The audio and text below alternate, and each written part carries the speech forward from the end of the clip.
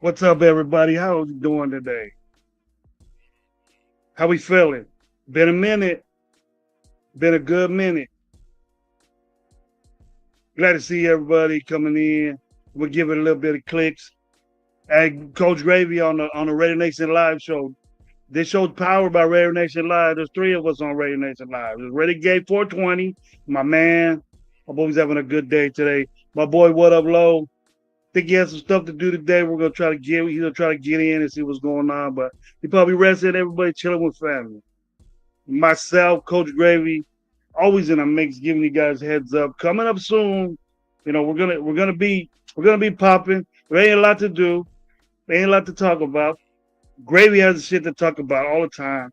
Mind you, coming tomorrow around 10 o'clock, 9 o'clock, I'll be doing shows almost every day. I'm done with school, done with work. So I'm gonna have a bunch of time on my hands. If I'm not busy, I'll promise to let people know on IG or on YouTube or something like that to let everybody know that I will be, going on in the morning, nice and cooler in there. And does anybody have a problem hearing me? Because I got this big old fan in front of me just blowing some cool ass air on me. So if I'm cool, give me a thumbs up. It'll take one person just to do it. And then you guys just let me know if everything's all right or not. Just real quick thumbs up if you guys can hear me with no static or anything. It would sound like a fan blowing right on my headphones and stuff. But first of all, you guys Radio Nation Live, you guys know about all that. But listen, first of all, much more important is that I want to wish everybody out, every father that's holding it down, really holding it down, and stepfathers and people that take care of and are a father figure. I want to bless them with a happy Father's Day. I was a wonderful day today. My kids were here. Well, I had a lot of great phone calls with my children. My children live out of town. I got one here. We went out to breakfast, had a wonderful breakfast talk. Went to the mall. She got me a little Nike shirt. That's cool. That's all I ask. I don't even ask for that. It's just that she does good. I hope that everybody had a wonderful, wonderful Father's Day with their children, and it's a blessing to be a dad. Everybody can be one, but if we can't, then it's up to you, bro. It's up to you. But I hope everybody had a wonderful time with their children, their family, and their significant others, and all. I hope it was all a blast. Everybody in the chat, want to say what's up to you. I'll get to you guys in a minute. Hey man, haven't really been on shows. I've been on a couple. My boy Jeff show. I was wanting to go on my boy Twan's, but I did get home. I was gonna get on a late show with my boy Twan. What up to my boy Twan? Uh, that we're gonna last night super late, but he went out. He got off by the time I got out the shower and all that. Me and my son went to have a cigar at a shop out here, and it was it was great seeing my boy, and I haven't seen him in a minute. But I talk to him all the time, so bless, man, bless. ACL double S sicko, what's up, man? 3 days early. Oh, he was over here 3 days early, man. Hey, much love, bro. My 2 cents is up here. What's up, man? How you doing? Ronnie Granny, what's up, man? Haven't seen you before. Hey, sub to Coach Gravy, Raider Game 420 and low in this show too. Raider Nation Live. Trap God, what's up, man? How you doing? Raider Game, you said he'll be here in a minute. That's cool, bro. Raider Paul, what's up, man? How you doing? John Leon, Raider Paul again. What's up? Your channel till 7. Oh yeah, I seen you on there, Raider Paul. I seen you getting at it. You didn't just stand there now. There you go. John Leon, what's up? Haven't seen you in a minute, my boy. Hope you had a wonderful Father's Day, bro. I hope everybody did. You got babies, man. I hope you guys did. It's wonderful. Father's Day was. It's not like Mother's Day. You know, we don't get a lot of shit, but just the appreciation that your children give you, it was blessed. So what's up, man? Let's get into some Raider stuff. Greg, we got a lot of things. You guys, salute, Paul. We got a lot of stuff to talk about. Not topics, but we got a linebacker. I'm not real. What we all think? You guys think that Gravy's gonna talk shit about the dude, and probably, but I'm not. We needed someone around like that. I didn't bring my other computer with me, but if someone comes outside, I'm gonna have them go get it, and we're gonna we're gonna get into what the Bengals felt about this guy. All you guys gotta do is look at the reason why the Bengals let him go. Myra G, my girl, thank you very much, sweetie. How you doing? Thank you for being here with Coach Gravy on Raider Nation Live show on Sunday night. Thank you for being here. And I like seeing your babies all together on Father's Day. There you go, John Leon. I'm gonna leave that up there for a minute. Edgar Sosa, what's up, man? Getting on Jermaine Pratt. I was watching shows and people were happy about it. I'm not ecstatic about it because, when we were. Sorry about that. When we were. Trap Guy, what's up, man? How you doing, bro? Marcus Banks, what's up? Marcus Banks, what's up? Here we go. We got on the subject, Monty Grannon. The Bengals couldn't pay him. He's the best linebacker we have right now. Yes, he is.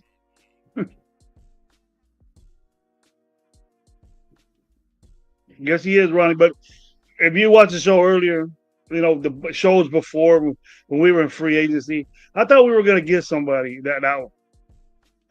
We could say his name, but a better linebacker. If Pratt is a better linebacker than what we have now, I wasn't really high on the linebackers that we had.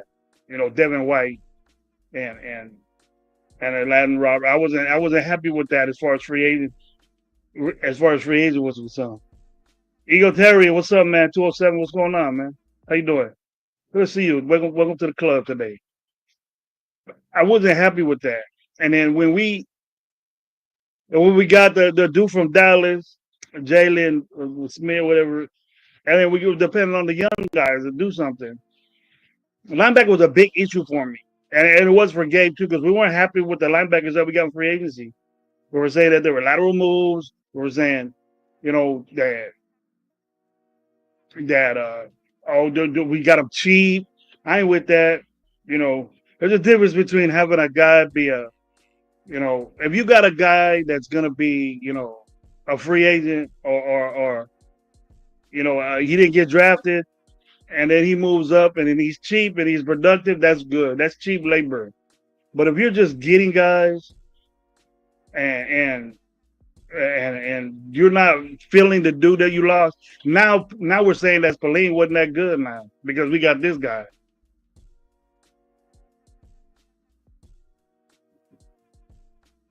I can't wait to show you what the Bengals.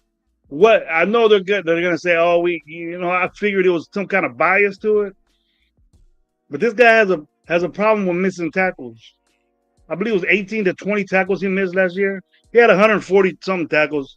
I think it was 89 or I don't know. I see 89 tackles in one season last season, and I see 143. So I don't know. I haven't got my information. I was looking it up. I looked it up Friday. Um, I was planning on doing the show, but kids came, and that's priority for me. But I want to see what everybody thinks about this pick before I'm seeing everybody's positive about it. It's good to me. It's a good pickup for a room that we have problems with, but I don't think that I don't think that we're gonna. eh, This dude had issues with missing tackles, slowing down. The Bengals didn't think very highly of him. If you get cut and if it's a money issue, that's different. I would think different about the guy. But what he was getting paid and what he's making now, there's a big difference in that. So I kind of put it towards production. He wasn't playing to his contract that he got. It's their fault they give him that contract. But I don't know. I don't want to be the sour note on this, but I'm happy that we got another linebacker. But it doesn't put me over the top. I think we're gonna have issues there. But I'm excited to see what he does.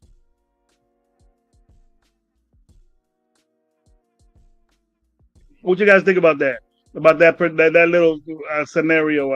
I'm happy we got a linebacker, but you know, I know I seen Sanjeet's thing, and everybody has thinks of Sanjeet highly. I do too, and we should have got him. And the next day we got the guy, but he was just a guy, a good guy, good solid linebacker. I'm telling you the truth here, solid linebacker, and he's gifted in a way. But what they said about him last year is like the dude missing tackles, his angles were bad, he's slowing down, and and I can't. I take heed to that because that's what he looked when the tape came on. Because I put on what's good about Jermaine Pratt. They show me, he's an instinctive linebacker. He gets to the ball. Nothing about coverage. And everybody's saying we need a coverage linebacker. He has 600 like his career or something like that. But that doesn't mean you're a coverage linebacker. He's a hard nosed downhill linebacker, and we got a bunch of those. So then again, I'm going to say, well, where's our drop back cool ass receiver that's going to take care of the middle of the field, which we never have. So we just got another guy that we had, and I don't see him over the top type guys we have. But that's just me. Hey, my girl Myra, thank you for the $2 holler, and thank you very much for the birthday wishes. My birthday was Friday. I turned 45, I believe, if you guys believe that. But check on another 10 years, and 10 years and one more year. So check on another 11 years. But thank you very much, Myra, for remembering that, and for letting me know that date. So I appreciate it. Much love, girl. You know what's up. Je, what up, man? How you doing? I haven't seen you before, man. Subscribe to Coach Gravy. This show, Raider Nation Live, we are three people. It's me, myself, Coach Gravy, Raider Gay 420s that'll be on here in a minute. And what up, Low? I don't think Low's gonna be able to be here today. Either he go get some sleep, man, busy dude, man. Low, man, he's always on the run and shit. It's hard to snatch him up. Very hard for all three of us in this show to get together. because we got different things going on. My old ass, I'm just at home, so I'm cool any day. Sometimes I got shit to do, but happy Father's Day to yourself, JE, man. Thank you for being here, man. I'm gonna say that a lot. I'm gonna say that a lot. What you guys think about this draft pick? What you guys think about not this draft pick? What you guys think about this pickup? Everybody's pumped up about it. We got another linebacker. That's a good thing. But what do we think about what we think about what we said about the dude about him missing tackles? Mm-hmm. You said Howes catching strays. Oh, here we go. We got a good one right here, Myra. He's a good vet. Here we go, Warren. He was some good stuff. Keep spitting that game, bro. Keep spitting that game. Captain, what's up? What's up, Rafa? How you doing, my bro? Yeah, you ain't no dad. I need to tell you that. We ain't no dad yet. Just stay a little kid. What I do? What I do here? There we go. Nah. I did something to my screen that made it bigger, made it smaller. Anyway, I'll take care of it later. But anyways, I want you guys. Oh, I didn't know how to chat. There it is. But Trap guy, he said Ronnie did. He said he's a good vet in a room. Hopefully, Rob Leonard and Carroll can get him right. I hope so too. I hope so too.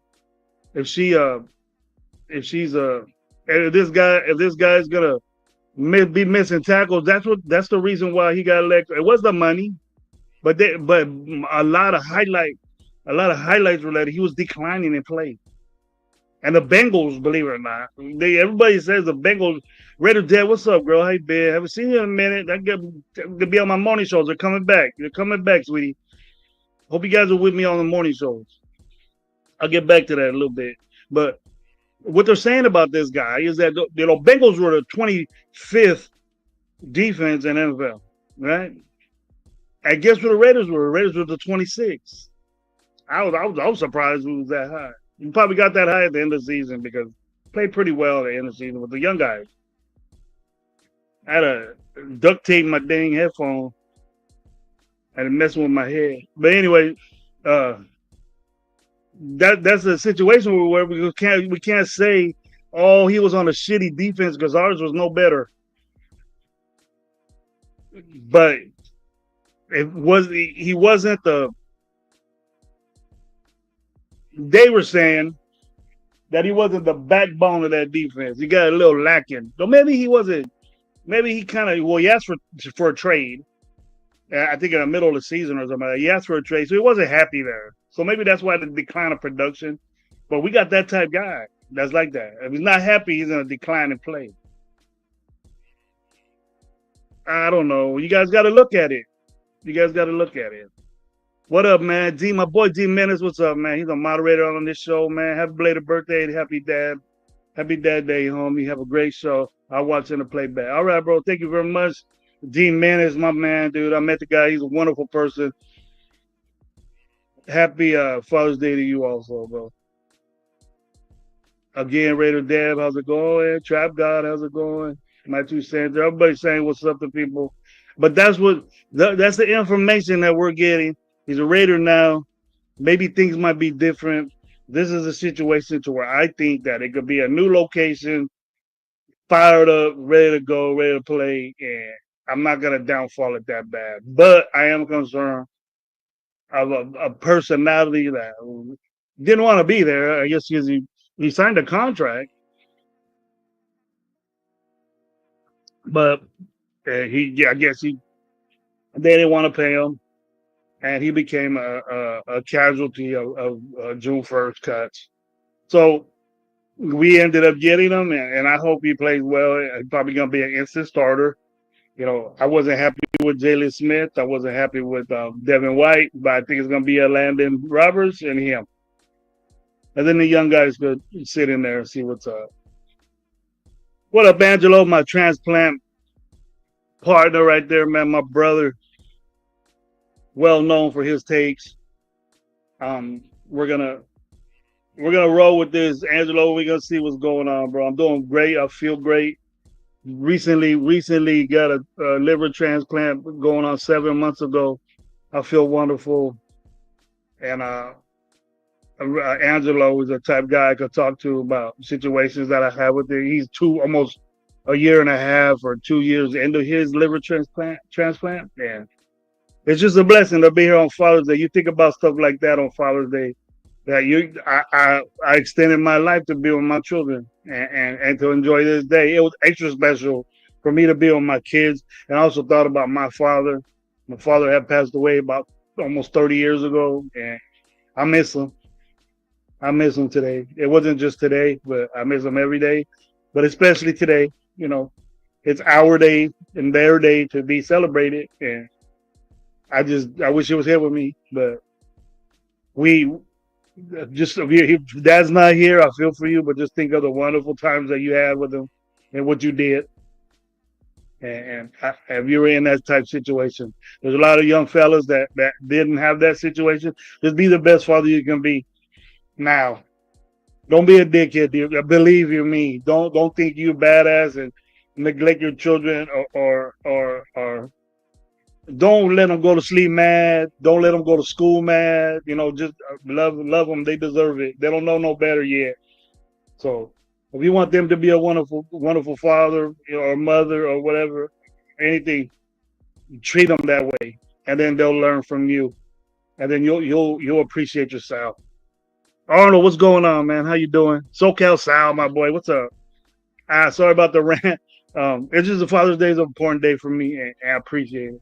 Now that I've gotten what I've gotten, and I'm blessed. I take advantage of being with my kids now because I almost lost them.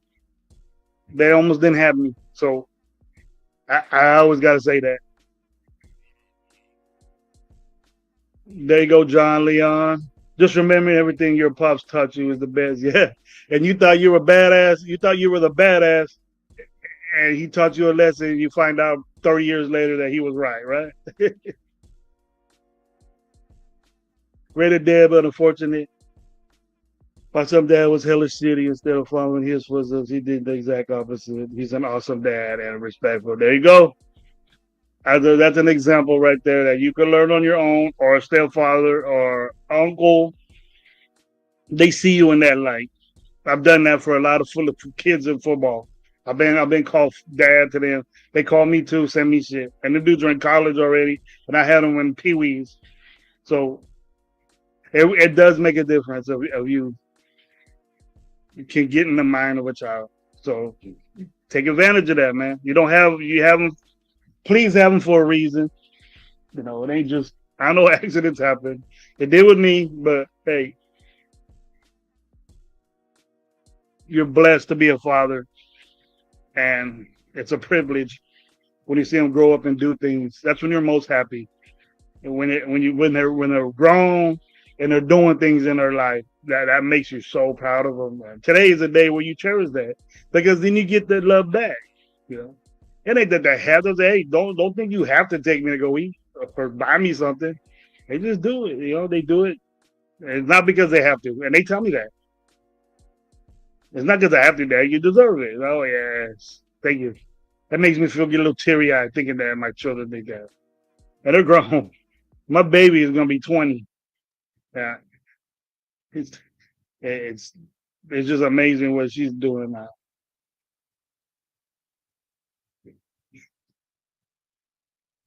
There you go, SoCal Sal, giving a compliment to Raider Devs. Up there, she's a wonderful mother and does a good job. Being charged what you want to see and still. Yes, sir. Way to go, Matthew Sin. Happy Father's Day to you too, man. Take care of them. They are you. They're you, you know, and they'll be you because them sponges right there are going to do everything you do and they're going to mimic what you do. And if they don't see you enough, they're going to do something else. Well, be there for them. Be there for them. That's why they swayed the other way. I was a single mama, and both my kids told me Happy Father's Day. Mine, the oldest is 30. Way to go, way to there. It can happen.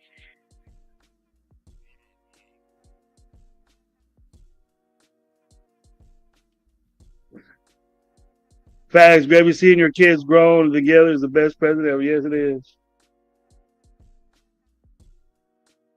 There you go. And Angelo with a good little hit. You got to talk about different stuff. We can do that too. We could be a little freestyle show. Gravy, I spent today spending Father's Day with my liver transplant mentor who will be celebrating his 25th year anniversary as a liver transplant. He's an inspiration for 25 years. Wow. I wish I could. I hope I could do that, Angelo. And we will, bro. Me and you both will.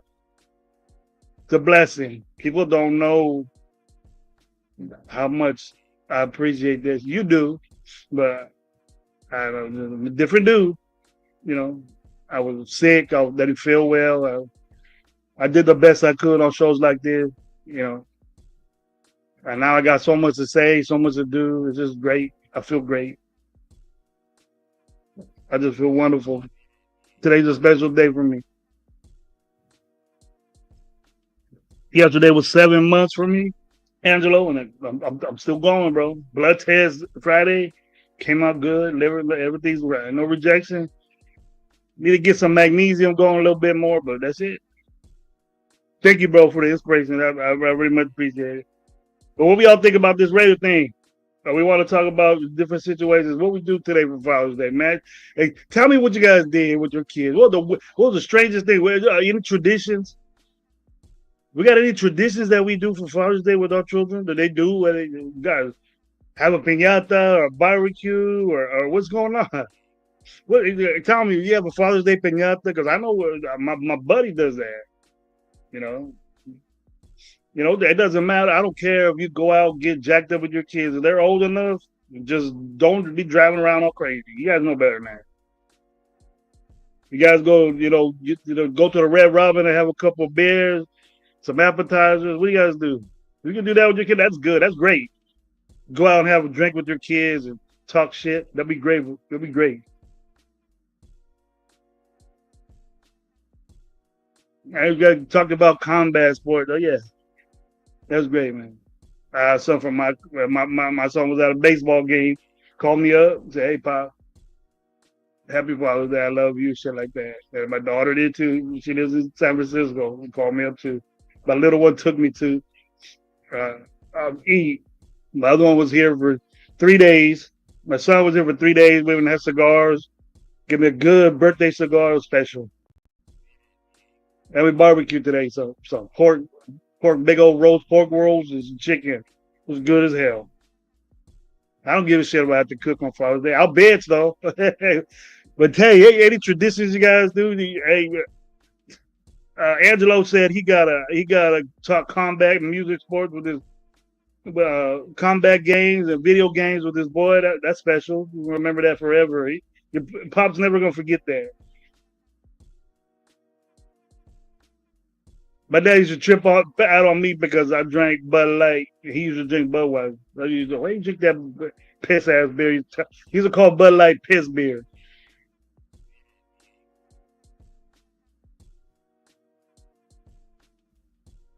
There you go. He liked to get the guns out and start shooting with his people, with his family. I had to work today, but usually we take out. It takes out a lot of. I do that. I got weapons. I go out there and go to the shooting range. It takes off a lot of stress, man. I know it does. Believe you me. Believe you me. Here we go, Angelo. Yeah, special the second dance of life.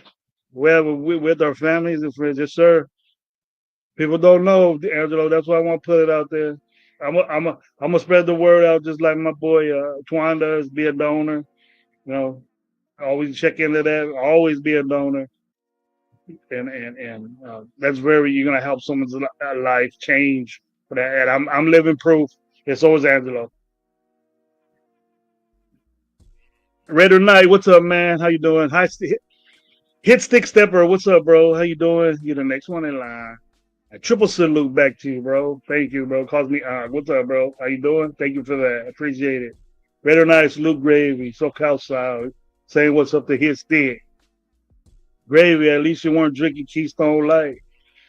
I know. I wasn't that cheap, bro. I can afford at least a Bud Light, huh? Yeah. I remember that Keystone Light. I remember that. If it was bearable, I was drinking. I had a problem with drinking, but that's why I ended up with a liver transplant. I've been sober 12 years, so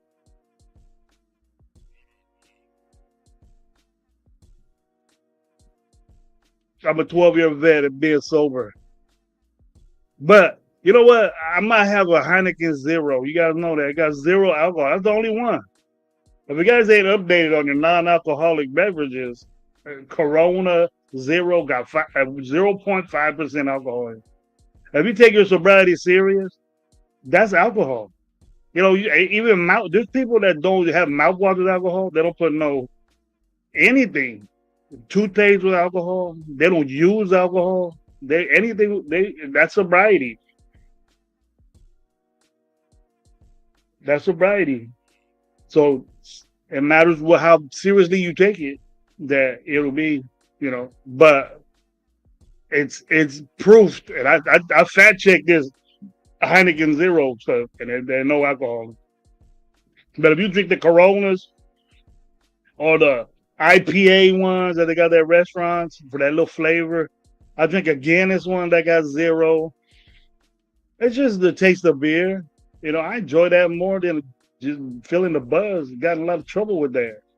You get in trouble nowadays. That's what the Father's Day is for. Hey, son, don't be driving around drinking like a stupid with pretty women in your car. Makes you look like a damn fool. Tell them that. Because I know I used to do it until I met my wife. But you guys don't have no little special traditions you guys do? Like Red or Dead, what do you do with your kids when they come over and say, hey, Mother's Day or whatever? Or Red or Not, you got kids. His stick, you got kids. What do you do? Play video games with the kids, throw the ball around out front, play golf. That's hot. I said golf. My brother plays golf, and my bro plays golf, and there's a bunch of people out there, Hank Swanks and Fresno out there. Mm-hmm.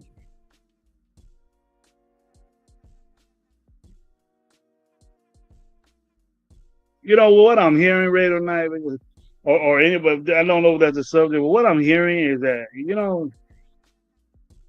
people are gonna have their ways of getting all jacked up, but the way of the now is I don't get all blasted like we used to when we were young. When I was young.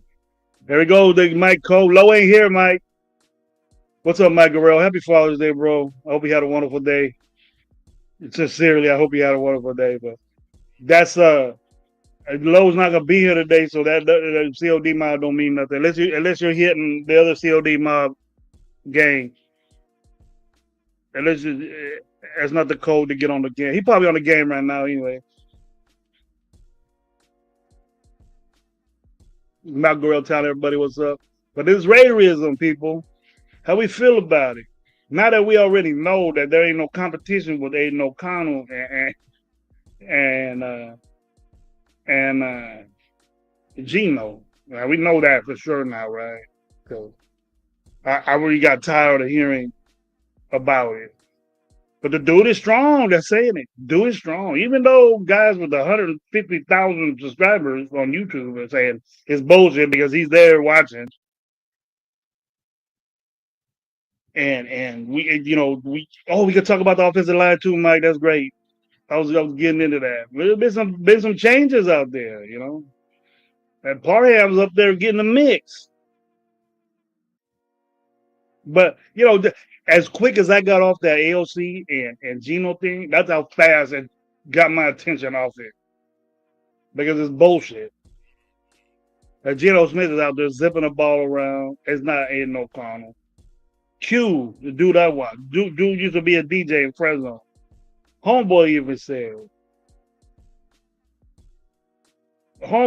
said that he seen uh, uh, Aiden O'Connell taking too long with the ball, throwing the ball behind people, not getting the deep ball, slow as hell, getting sacked. The dude's a backup, bro.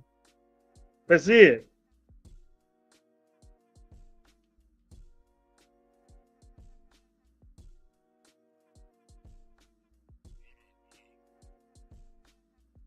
That's it.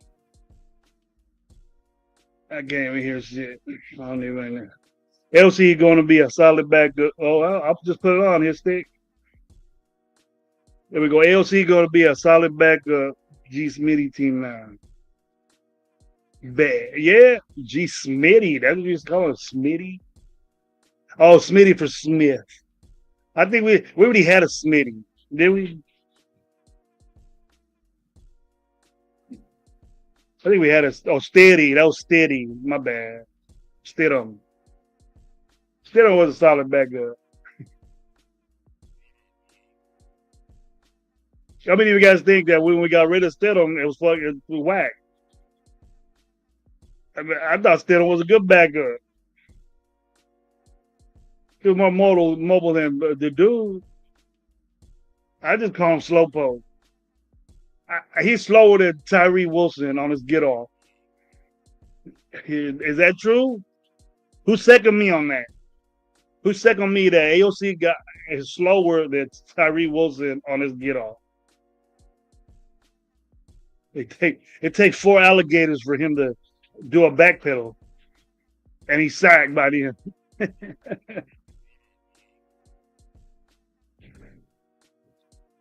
Stop it.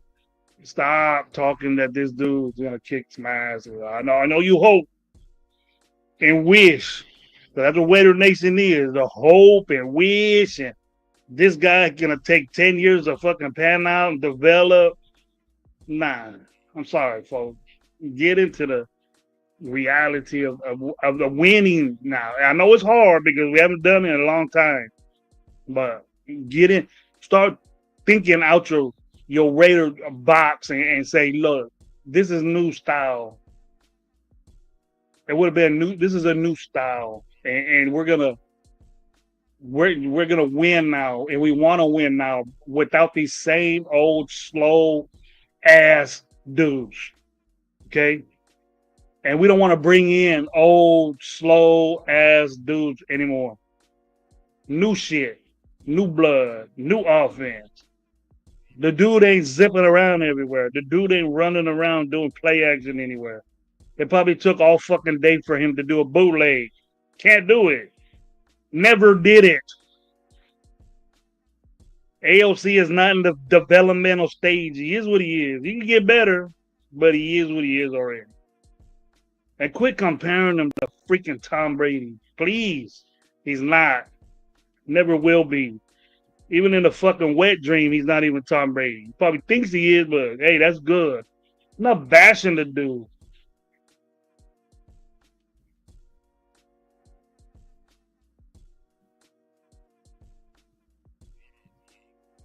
Would you call what I said about ALC bashing? I don't know. I'm just done with it. It's a joke. It's a little baby joke. Like Mike said, little baby giraffe. That's the way he runs. Fresh out the giraffe's ass. That's the way he start running around like that.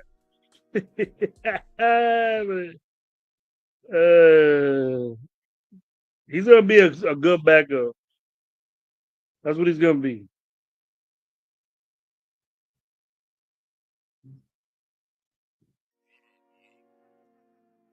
I seen that, Mike. What's up?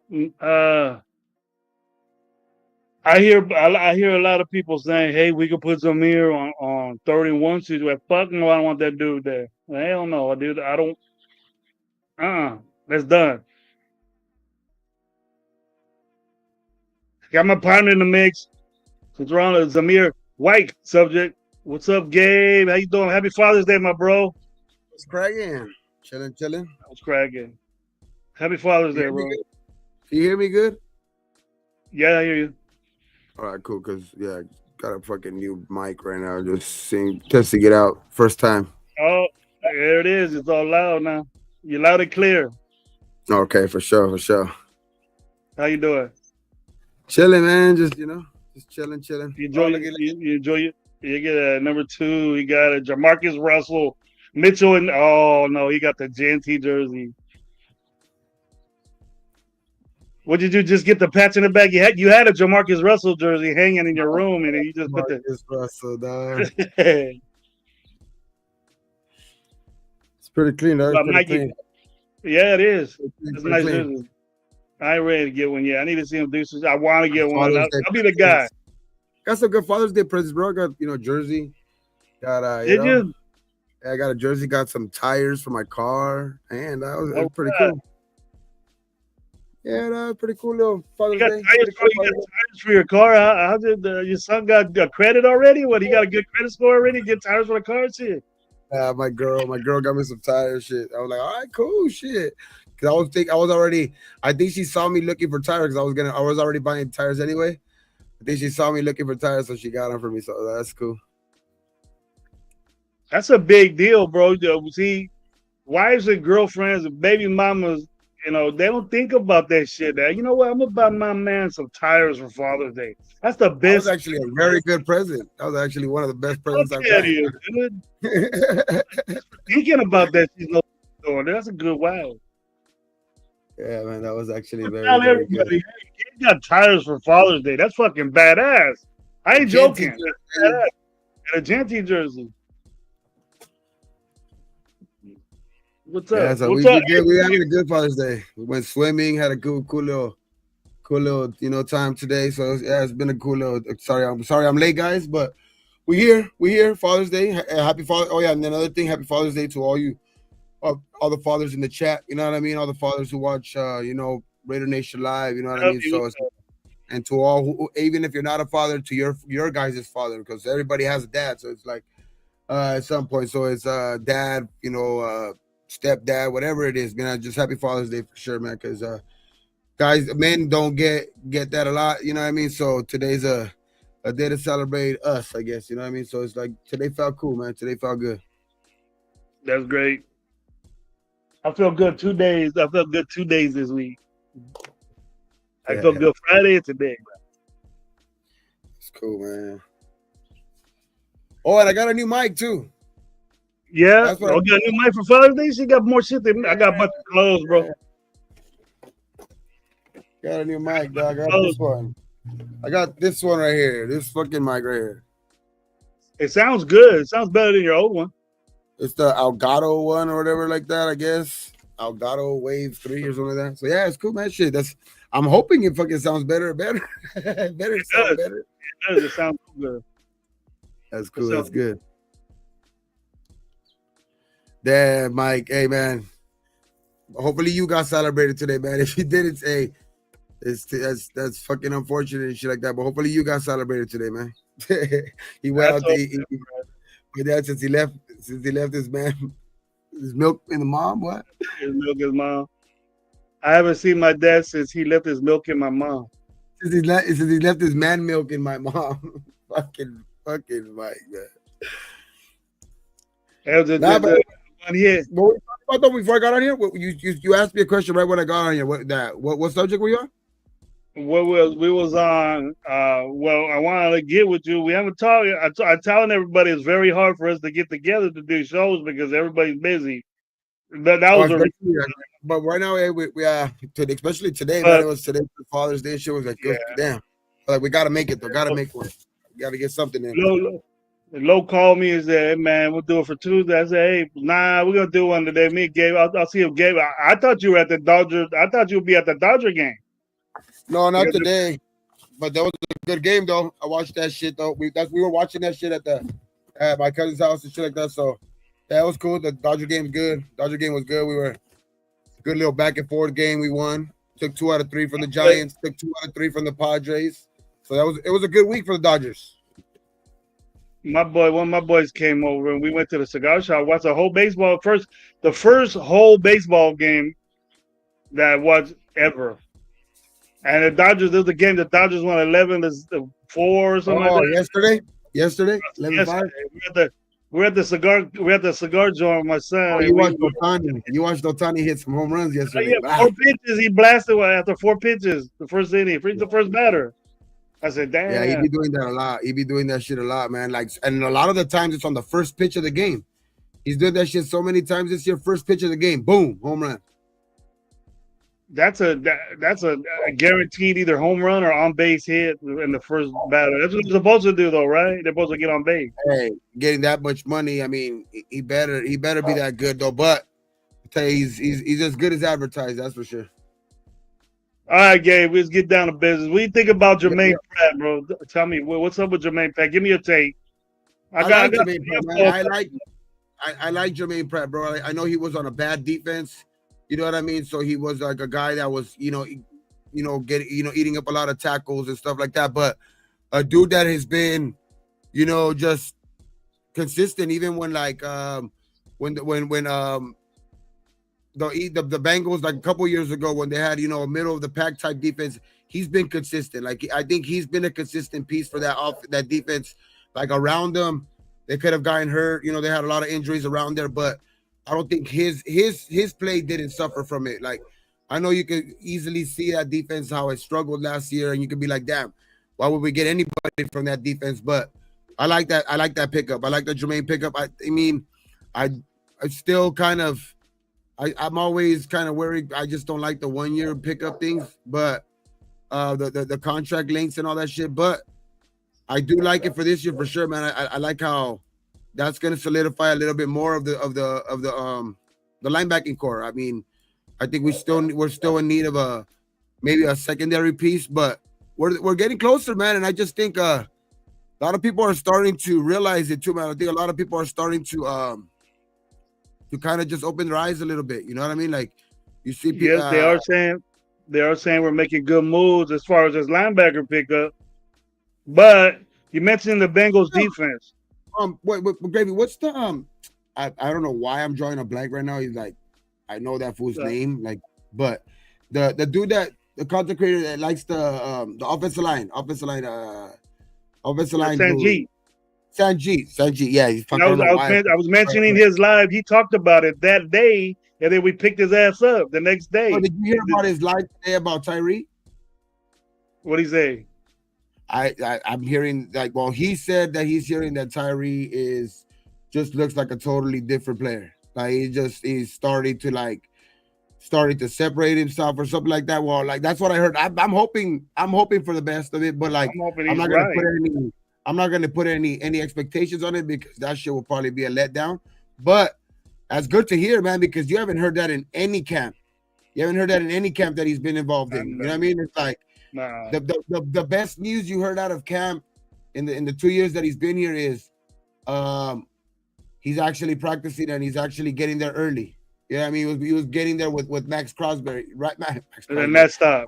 But that was about it. But now, just hearing a little bit of that, I mean, it sounds good, but like hopefully that continues to go on throughout though, because he needs to step up, man. He's gonna need to step up. But that was good to hear from him.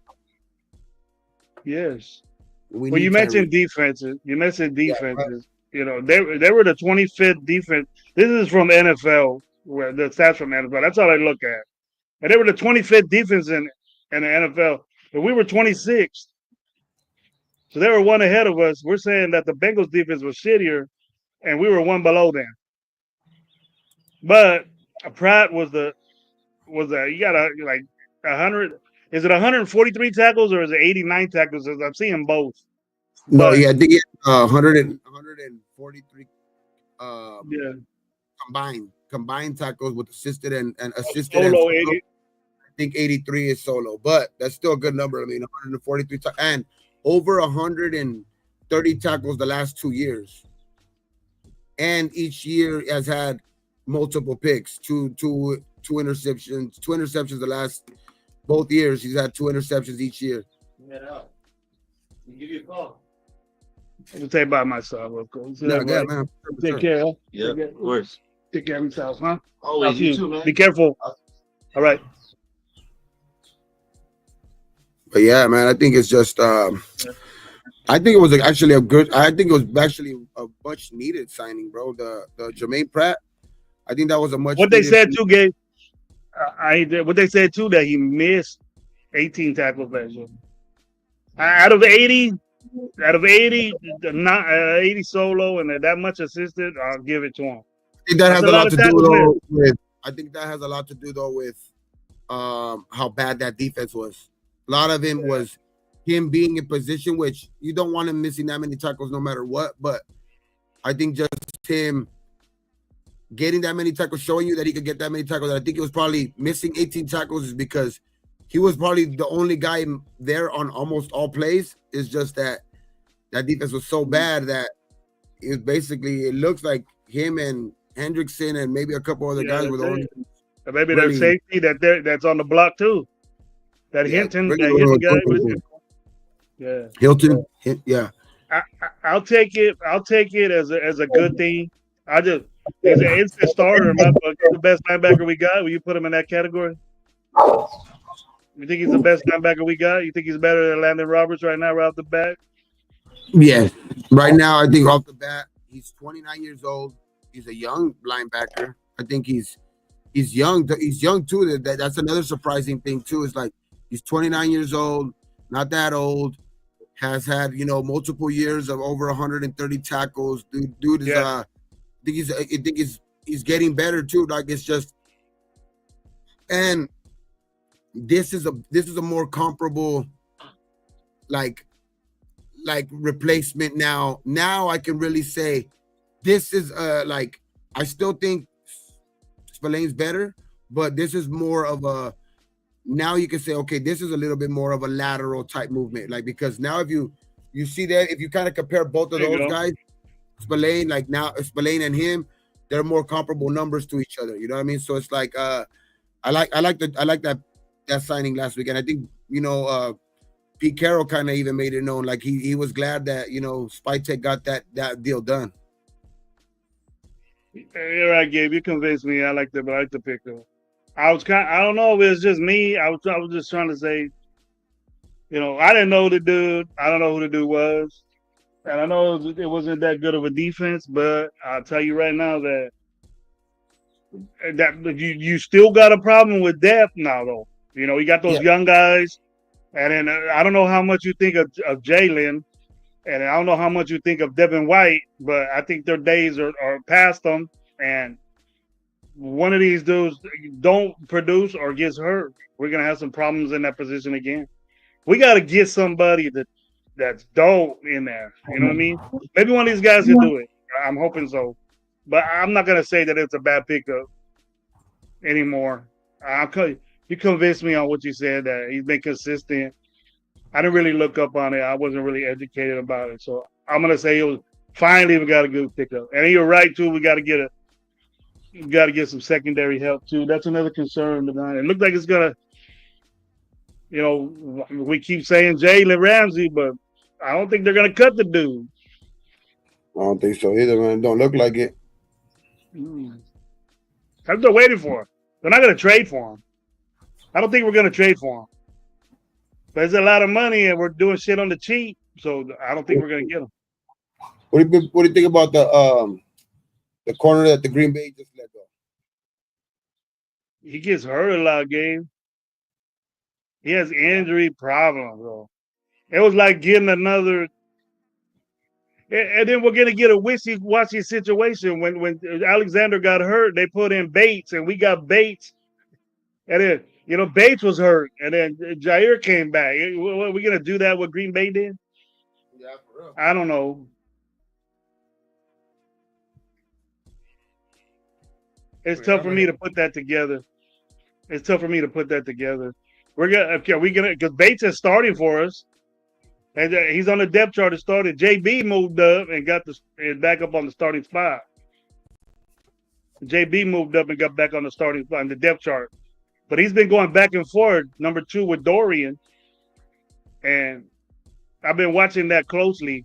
I don't want a rookie out there right now, right off the bat. I don't want this dude covering Diggs our first game of the season. You know what I mean?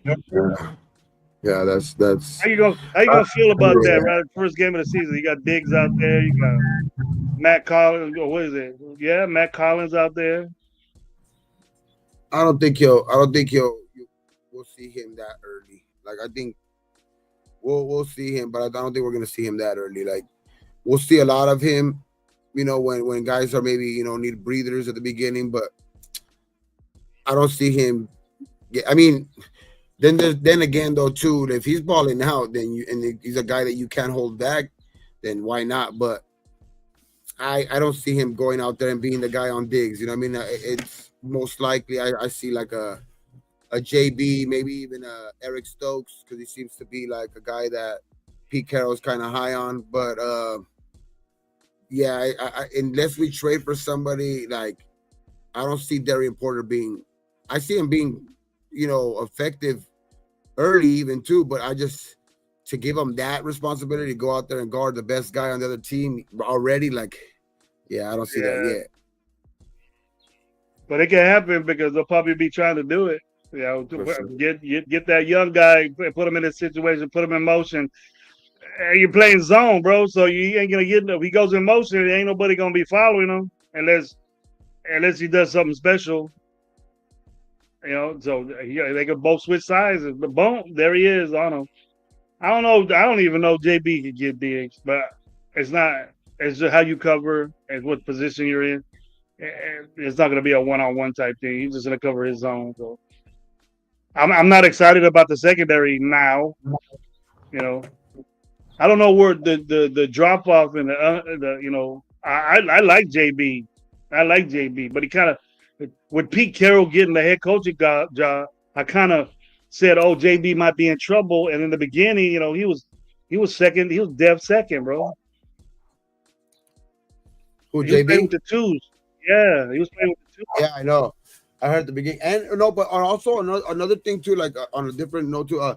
I've heard that Gino's been kind of bring getting it together and like tearing it up, kind of at some points, kind of carving up the defense, and that's good to hear too, though. You know what I mean? Because as much as you want the defense to improve, you also don't want to be hearing every day that the offense is getting, picked off or Gino's looking bad, because then that gives life to these, the guys that we were talking shit about last week. You know what I mean? That the guys that are giving any legs to AOC possibly starting and shit like that. Like that gives life to those type of people, which, when you hear Gino's actually carving up the defense at points some points in training camp and shit like that, like when the ones are going against the ones, that's I think that's reassuring people, especially if you were on the fence, which I don't know why would you be on the fence with Gino and AOC, but like if you had any kind of doubts, I think hearing that can kind of just make you a little bit more rest assured that it's gonna be Gino. Man, I'm being rest assured already. I know, I'm like I'm talking about people that were, kind of I don't know why you would be kind of persuaded by those arguments that the people are making for AOC, but because you can see with your own eyes what AOC has been, you know what I mean, and like I can see him maybe getting better and in like time management and shit like that, but with this type of, I just don't see it with this not with this offense and then like that we just been talking about it. I just don't see him competing with Gino for the starting spot. you even got Hondo talking about the guy that said that, saying stop it. I don't know who you Yeah. got in there, but I'm in But there. that was his And I don't mission. think But that was his mission. You know what I mean? Like I bet you that's all he was really intending for. That's really what he was intending for, like for good idea. somebody like Good idea, but be right. You know what I mean? yeah. It's We're just gonna I just don't like that's like when you say like when a person's famous or infamous. Infamous, you know what I mean? Like when a person's known for like they're known for something that they did, or like you know what I mean, they're not actually like they're just, it's like almost to like the point where like it's comparable to like they're not laughing with you, they're laughing at you type shit, you know what I mean? It's like you're not famous, you're infamous. They know you because of what stupid shit you did, you know what I mean? Because they remember you're that guy, like, oh, that's that stupid guy that did that, you know what I mean? Like, oh, that I said didn't this even know dumb there was shit. a difference. I didn't even know there was a difference. I just say the dude's dope. That means famous to me. How much dope? That's the best thing, man. But hey, Tyree Wilson, Ronnie, the new guy on the show. I haven't seen him. Told me to click on everybody's map. It will probably be playing defensive tackle in the absence of Yeah, Wilkins. He is a hopefully. defensive tackle now. He is a defensive tackle now. He should be. He ain't no defensive end, I'll tell you that. But he's a defensive tackle now. I think he'd be good at that spot. I don't know. I don't trust him enough to be a defensive tackle. But what Gabe said, I believe Gabe. He's hearing stuff. He don't listen to bullshit. And Oh, he said that he's getting busy in the camps. So it was today's live from Sanji. It was today's yeah, live. Go Shinji. check it out. Anybody who hasn't seen it, go check it out too. Like that was, I guess he's hearing it from inside the building that's what's kind of like that's been the news. Which he also said too, though, you know what I mean. It is early in training camp, so like I said too, it's hopefully it continues. That's all we need. We need that to be an everyday thing. We want to hear. We want to get it to the point where it's news that you don't hear, or like he's not doing something good. Like I want to hear, like I want it to be to the point where it's news that he had a bad day at practice. That's what I want to know. Like that I hope it gets to that point to where like it's a big deal when he has a bad day at practice. You know what I mean? Because then that's when you know that he's getting to his potential. Because like I get it, you know. I want to hear like it's good news. You know what I mean? No matter what, but it's also your third year in the league. You're the 7th overall pick. Like you should be on this route. You know, you should have been on this route. So it's like we want to just see consistency, and hopefully he can just keep it up and take that shit into Sundays. I'm just waiting for this dude to do something, man. I'm waiting, and just the how could you? What could I say, Gabe? I've just talked so much shit about the guy. I'm just kind of done with him, but the I'd say football wise and football mind wise, coach wise, you can't let a guy like that go because he's so big, so supposedly so strong, and he's a massive guy. They don't make guys like that, so keep him. He's cheap. Well, he's a first round pick, so he's making some dough, but he hasn't added up to it, so it might be a waste of a pick. Keen Alexander, welcome to the show. I haven't seen you before.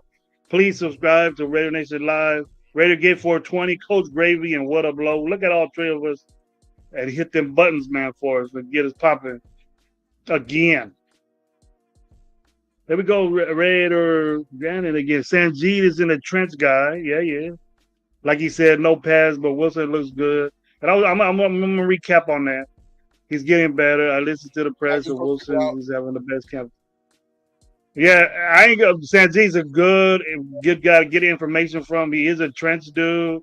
And the reason why he has tens of thousands of followers because he gives good information. And he dissects it real good too. So shout out to Sanjeev with the information. I check him out once in a while.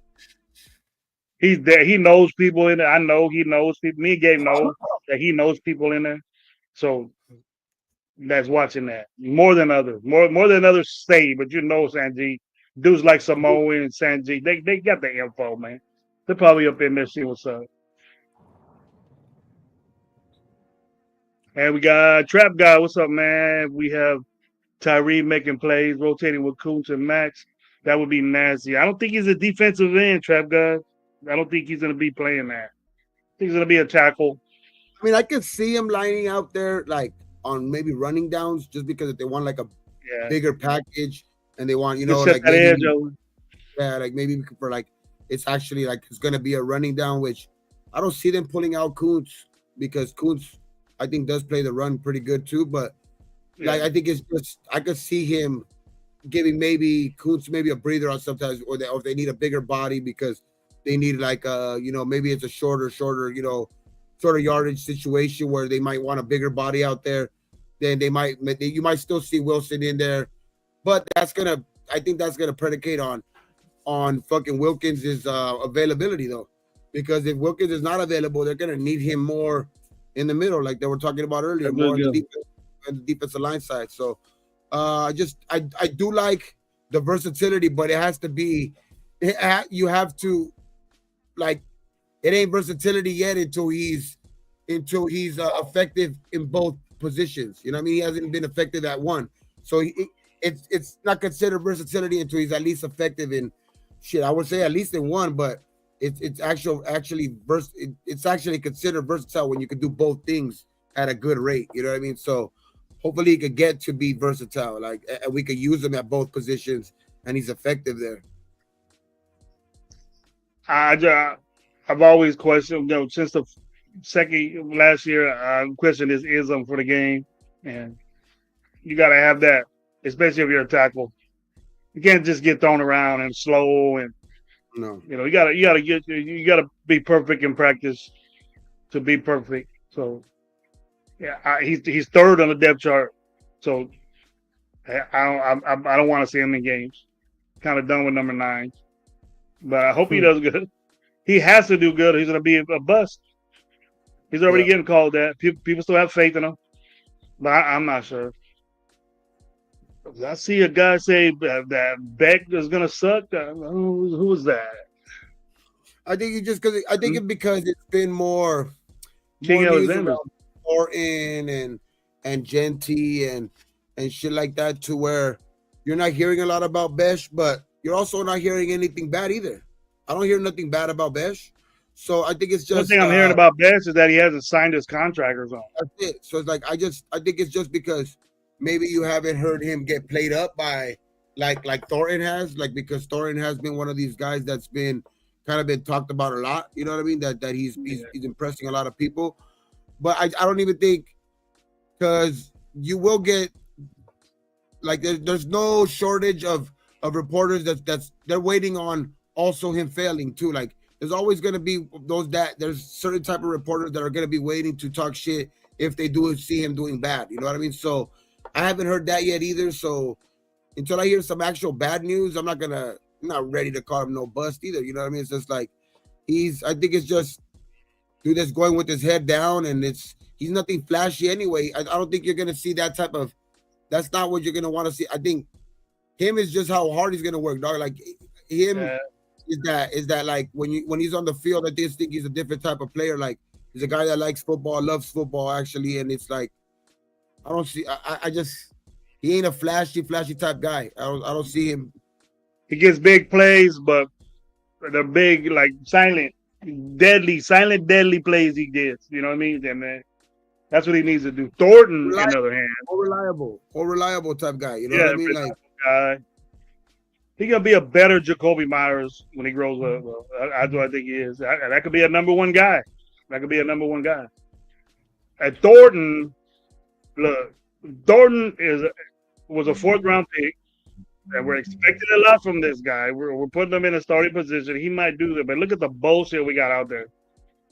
You know, we're saying Trey Tucker is dope. that's the reason, though. I just think that's the reason why Yeah, that's like yeah. that question even got brought up with Besh, because you hear a lot about Thornton being really good. Like I even seen another video already like this week too about Thornton, how he's tearing it up and how he's a stolen, he's a steal, like he's probably gonna But be the steal. look who So it's he's like competing against. I hope so though. Like I really do hope so. A Like I hope all of these right. Like if enough people say it, I mean I get it when lot of like people maybe are.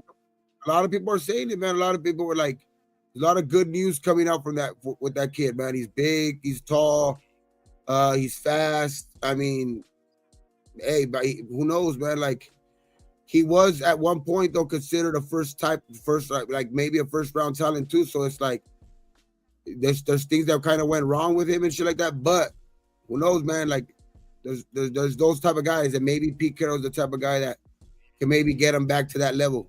You know what I mean? Tap into that. I wasn't thinking Thornton then at that round. I was thinking more of different receivers. There was a bunch of, in my view, better receivers than Thornton. So he's going to have to rub off on me. I'm not going to listen to different guys that I know ain't there Yeah. to see it. They're just hearing it like we are. But Yeah. he's a rookie, and we're expecting him to do this amazing shit. I hope he does. But I'll be there too. I'm gonna keep it civil, man, and just say, he's beating out this Yeah, for kind sure. of bullshit we have. We think so highly of Tucker. I don't. And if he's beating out Trey Tucker, then fine. That's good for me. That's good with me. But he needs to, if he's the starting, bro. If he's starting. Hey, but Trey Tucker though, I think Trey Tucker has been like last year he got a little bit better. You know what I mean? I think he was I think it's just the quarterback play again. You know what I mean? Nobody that could really throw it to him. You know what I mean? It is just maybe Gino could fucking bring out a little bit more in him too, but I think he's gonna I have didn't to think work about it like that. hard now. I think he's gonna be working really hard now though too, because now you're getting a bunch of hoopla around Thornton, so it's gonna be, I think, even harder because I think it's like Thornton's already setting off a first good example, and he's their pick, so it's gonna be, I think, Tucker's gonna have to be real hard, and he's gonna have a short leash out there. You know what I mean? I think Tucker and the guys that are like the third type of receivers, they're gonna have a short leash with the news around Thornton right now, and them guys being part of the last regimes. You know what I mean? And like Thornton's gonna be a guy that's probably gonna be quick to be called upon if these other guys are not panning out right away. You know what I mean? Because that's their guy. You know what I mean? And you're already hearing good things about him. Good point. Well, we were hearing like Ronnie said, Thornton Jr. can't be another Luby situation. I don't pump this guy up, and this dude's over here playing like shit. Yeah. Or even get in the game. Don't do that, Raider Nation. Please do not do that. We've done it to so many players. I think the lobby though, the Luby thing though, it was like he's a 7th round pick. Yeah, but we were never hearing that he was tearing it up in camp. We were just hearing that he was doing his dancing drills. He was a good little, good little spark or whatever like that. But we were never hearing that he was going out there. We were never hearing that he was going out there with the first team offense or anything like that, and going to catch touchdowns and shit like that. Like the Thornton guy, I think is way different situation than the lobby situation. He did what a 7th round pick do.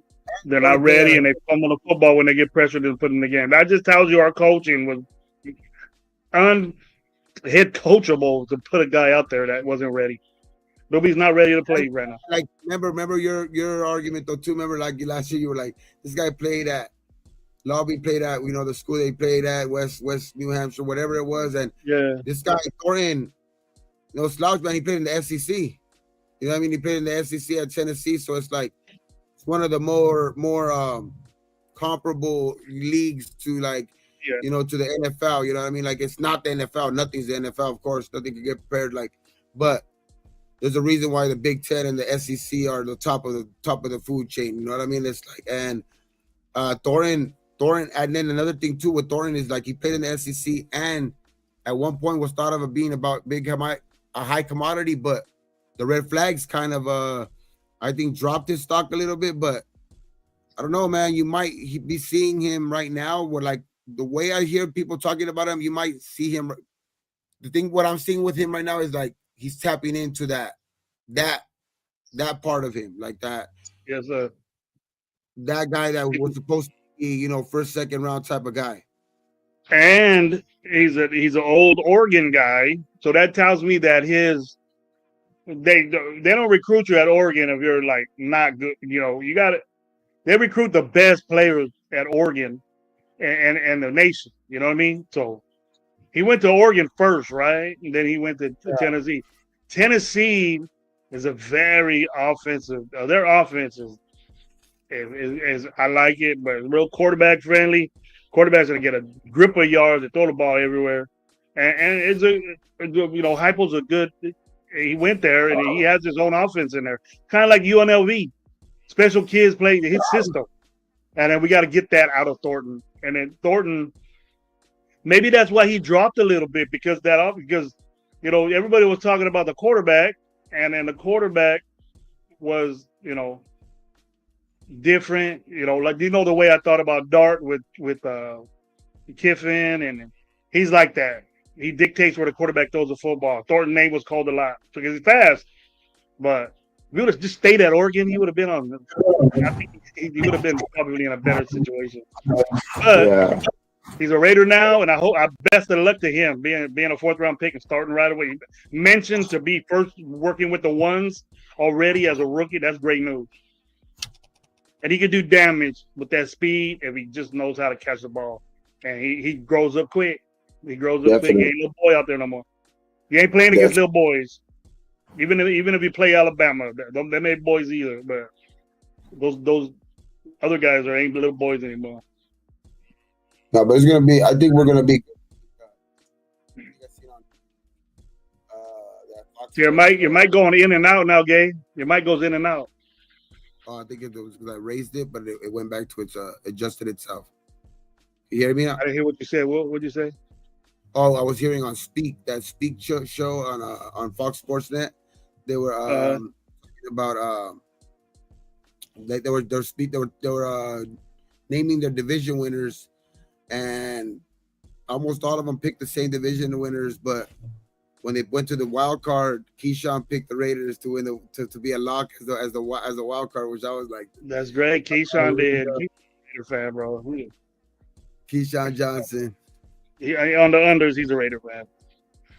Yeah, I think so too now because grew up and he's a West Coast guy. I think he's an undercover Raider dude. Like, you know what I mean? It's just but I don't know, man. I think people are starting to see too because they didn't really disagree with him either, even the other people on there, but they were just like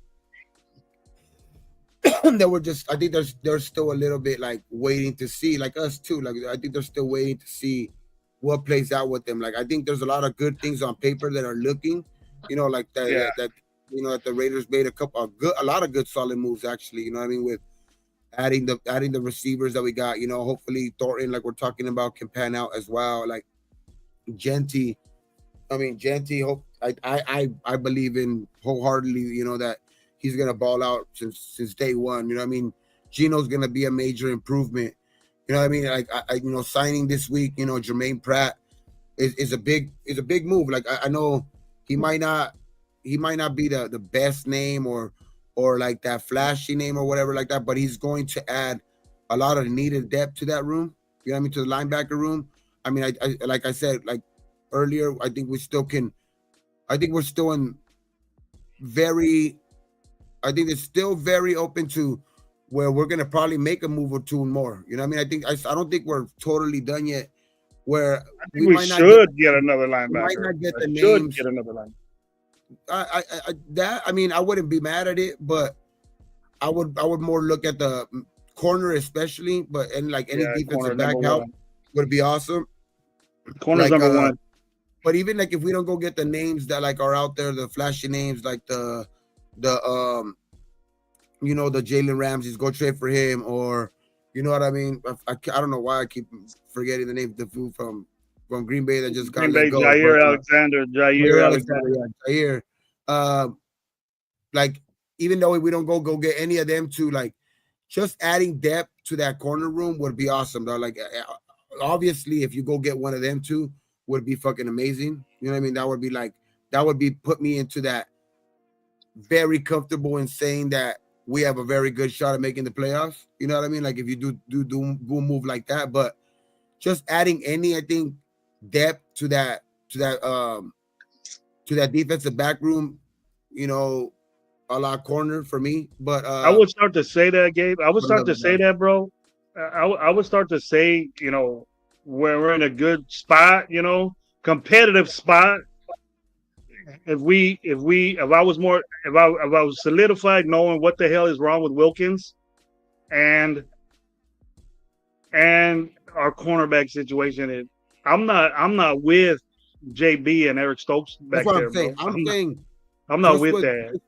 I think just with the added, like if we add like that's what I'm saying. If we were to add Yeah. a guy like Jalen Ramsey or Jair, I think that would you finally get a guy that I think you feel comfortable in putting on, you know what I mean, the best receiver on the other team.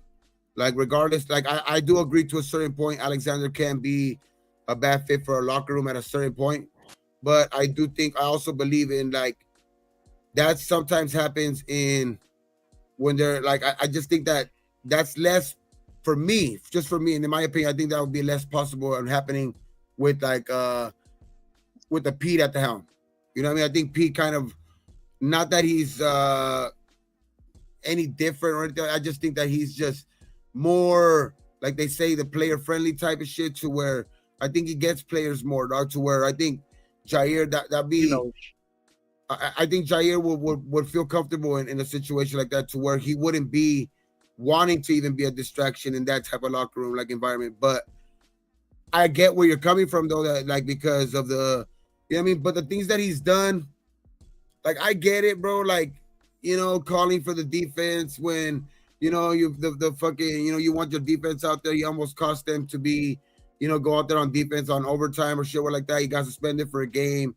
or whatever. But I don't see like where he went out and you know what I mean, like the problems that we're used to having, to where he has a domestic violence fucking issue, or he got caught speeding in it with the You didn't get cut DUI, because that. You didn't get or cut this, because that. you know what I mean. So it's like I don't know, man. I think right now we're in a good spot in that point of view where I think we got a good guy at the helm right now, and I don't care if it is Vegas or not. I think that there's a different attitude in the locker room right now to where I think Jair could work here, bro, because we need a guy that's.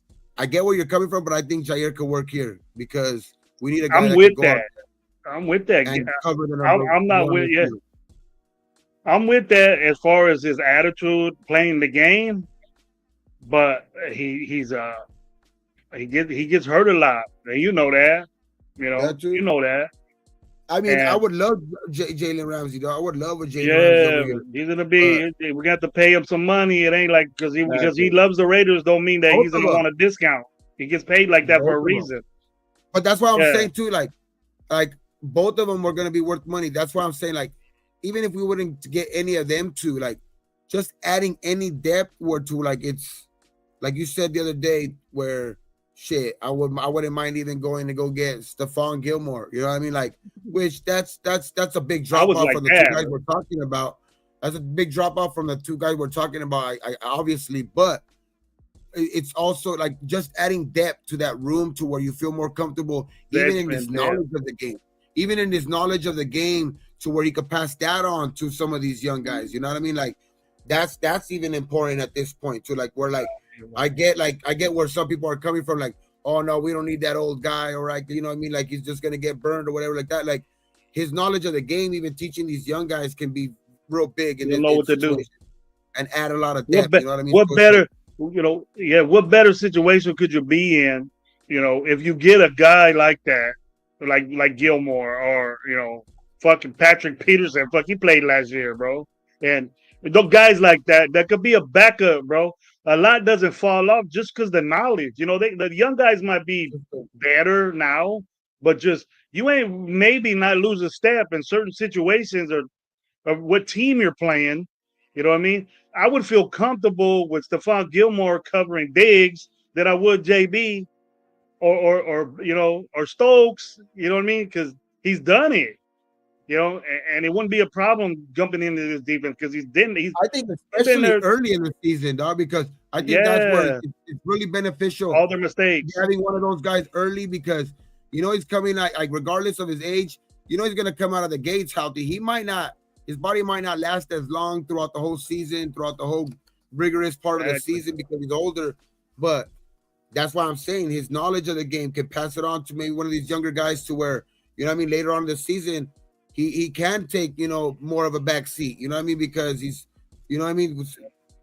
Because earlier in the season, these guys are getting tips of how he's playing coverage on some of these guys and how he's, shadowing some of these guys, how he's, or I just think that's what I'm saying. Like, regardless of the name that we were hopefully we're bringing here, like hopefully it could be one of those Jair Alexander's, Jalen Ramsey's, but at this point, I just that would put me way more comfortable with the beginning of the season. Like I'm good right now because I already feel that we're gonna be a better team. But now I start, like, if you get one of those two guys, you know what I mean, and to a lesser point, even a Gilmore or another guy like that, I start feeling more comfortable to where, like, damn, we could I be do really too. fighting for a wild I card could spot. too. I could too. With guys like that, man, this is a backup. I'm way comfortable. I wouldn't, disrespecting Gilmore that way, but I'm sure he's cool with it. He's at the end of his career. But just the fact that he knows and he could go out there and not miss a step, no defenses, and how to cover people. He's covered Stephon Diggs several times, he's covered the guys we're gonna play. That's what I concentrate on. I'm not giving a shit other receivers. Like when we play Chase, who would you want out there? Stokes or fucking Gilmore? I would want Gilmore because he did it before. He knows all this little bullshit. And Yeah. just having him as a backup will make me feel more comfortable because you got a guy, Richardson, he's in his second year. He got picked on last year. Did a great job. Looking forward to seeing him out there. And we got the rookie. We're real super young, but the potential there is great. Gabe. Yeah, He had a couple of years in him, and the potential yeah. there is so great. I can't wait to see these guys Darius grow up. Porter. Yeah, I can't wait for these guys to grow up and learn the game and get it. It's very rare getting picked, at what they did. Dorian, he has to contribute. He has to do something. He was a high pick. So he needs to get out there. It means, you know, having a. That's why my Wilkins it tops it all, bro. I want to know how he is. If the dude can't go and he's gonna be on injury reserve the first 4 games, then fine. I'll understand the defense more better. You know what I mean? I don't want a 50-75% Wilkins out there because he's not gonna do the shit that he does. We're not gonna get Christian Wilkins. You know, I would rather have another guy in there. And then Rather, like at this point, like he's I'm been not with out that so long. 75% Wilkins. Been out so long that like you might as well get him fully healthy and then really put him back out there because this is like what you say. Like this is part of the foot. This is a part of the foot where like if you keep putting him back out there, he's just gonna prolong it, and he's never gonna get right. You know, and then he's gonna probably get to the point where he's gonna have so many fucking procedures on there where it's because it's just never gonna be the same. To where like right now he's barely dealing with that injury. Get him 100%, 100%. Yeah, exactly. Like I know would be okay. Here we go. Gilmore signing means something. Yeah. Gilmore not signing means something. Oh, you could retire. You could, if that's what you mean. And Mike says, "How do we attack Josh McDaniels offensively? Oh, how do we attack his offense? Well, we know what we're gonna do. If he runs that EP, the best thing to do about that, if he runs it well, he has good players there, bro. He has a super, elite wide receiver. They got running backs. Their team is better. They're not that 2-win team, 3-win team. They got a better coach. I think it's gonna be the development of Drake May. How good is that? How their quarterback plays, and he was a good rookie quarterback last year. But the shit he had a good season. So the future's bright for New England, and then new shit, old shit like they're used to. And they were a totally different New England team. Then and they went back to their old ways. So great move by them. I got them. I got New England. This is fantasy shit, but as a team with the players they got, I got them fighting for that division, bro. Fighting to win that division. But they got the Jets, Miami. Who they got? Miami, them, and who else? Buffalo. But they'll be. Don't be surprised. Buffalo's gonna kick their ass with that. They'll give them a game. They got a defensive coach there, and they always shine defense. New England, though. Buffalo always struggles against New England. Mm-hmm. Just like we always give Kansas City a good game. You know what I mean? And if people were asking me personally on IG, well, I think about the division. I don't want to be fourth in the division. A lot of people are picking us more wins, Gabe. I know we're getting all players now, but they got us more wins, but still getting fourth in our division. They say San Diego's going to take the division. I think not. I don't. But this is the thing though with the Denver though. Like, I get it. Bo Nix. Like I think though last year though teams were going in there with, I think not thinking much of Bo Nix to where like you get guys. You think you get teams now game planning for him. This is going to be the real test for Bo Nix. Can he because a lot of the sophomore slump shit is true. You know what I mean? Like it's happened to the best of them. To where it's happened to the best of them. You know what I mean? To where some guys start off hot. I mean, even Stroud went through it. You know what I mean? CJ Stroud went through it. Like so, it's so a lot of guys go through that shit. To where now you get defense. Defense is kind of more like they're more familiar with your game, especially a team that plays you twice a year. You know what I mean? That's more honed in on you. Where Patrick Graham has now had a whole more time to like kind of game plan for him and shit like that. To where all these guys, Harbaugh and all of those guys are gonna have more Spagnuolo. All these guys are gonna have more ammo. Yeah, so it's like that's gonna be, I think, the real test. I don't think that we're gonna be like. I think we're gonna beat Denver. Like I really do think that we're gonna sweep Denver this year. I think we're a Yeah, better team to where I think Denver's gonna. I think Denver might take a step back. They did get a good signing this week, which that's predicated on health, like too, because that guy gets hurt all the time too. They got J.K. Dobbins. They did pick up J.K. Dobbins this week, Denver, which that could be a big pickup, like early for them. But the thing with what they J.K. got Najee? They got Najee too, right? No, that's That was Chargers. San Diego. San Diego got But Najee and O'Marion. Denver got J.K. Dobbins this week. But I still think that we're like, J.K. Dobbins rejuvenated his fucking career, bro. I'll tell you that. yeah, I with, mean, with Harbaugh. 200 yards last year against us. Remember in the fucking opener? Yeah, well, I was there, dude. I was bitching about it all game, man. Yeah. I almost had a heat stroke. I was mad. I almost had a heat stroke because I was watching Dobbins and Gus. What's his name? Remember, I was fucking down to my muscle shirt, dog. I was in a muscle shirt by the end of that game, dog. It was the chest naked, bro. It was hot.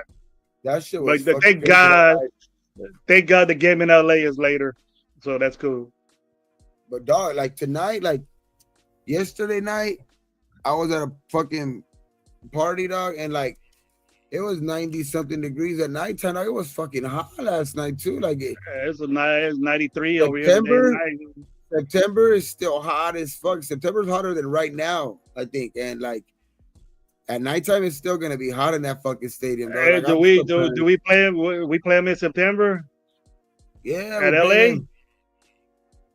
We don't play them. We play them in Vegas. Yeah, I think we don't play them until November this year. We play them a game after, almost back to back from Dallas game. We play them in November, late November. That'd be cool. It'd be cool.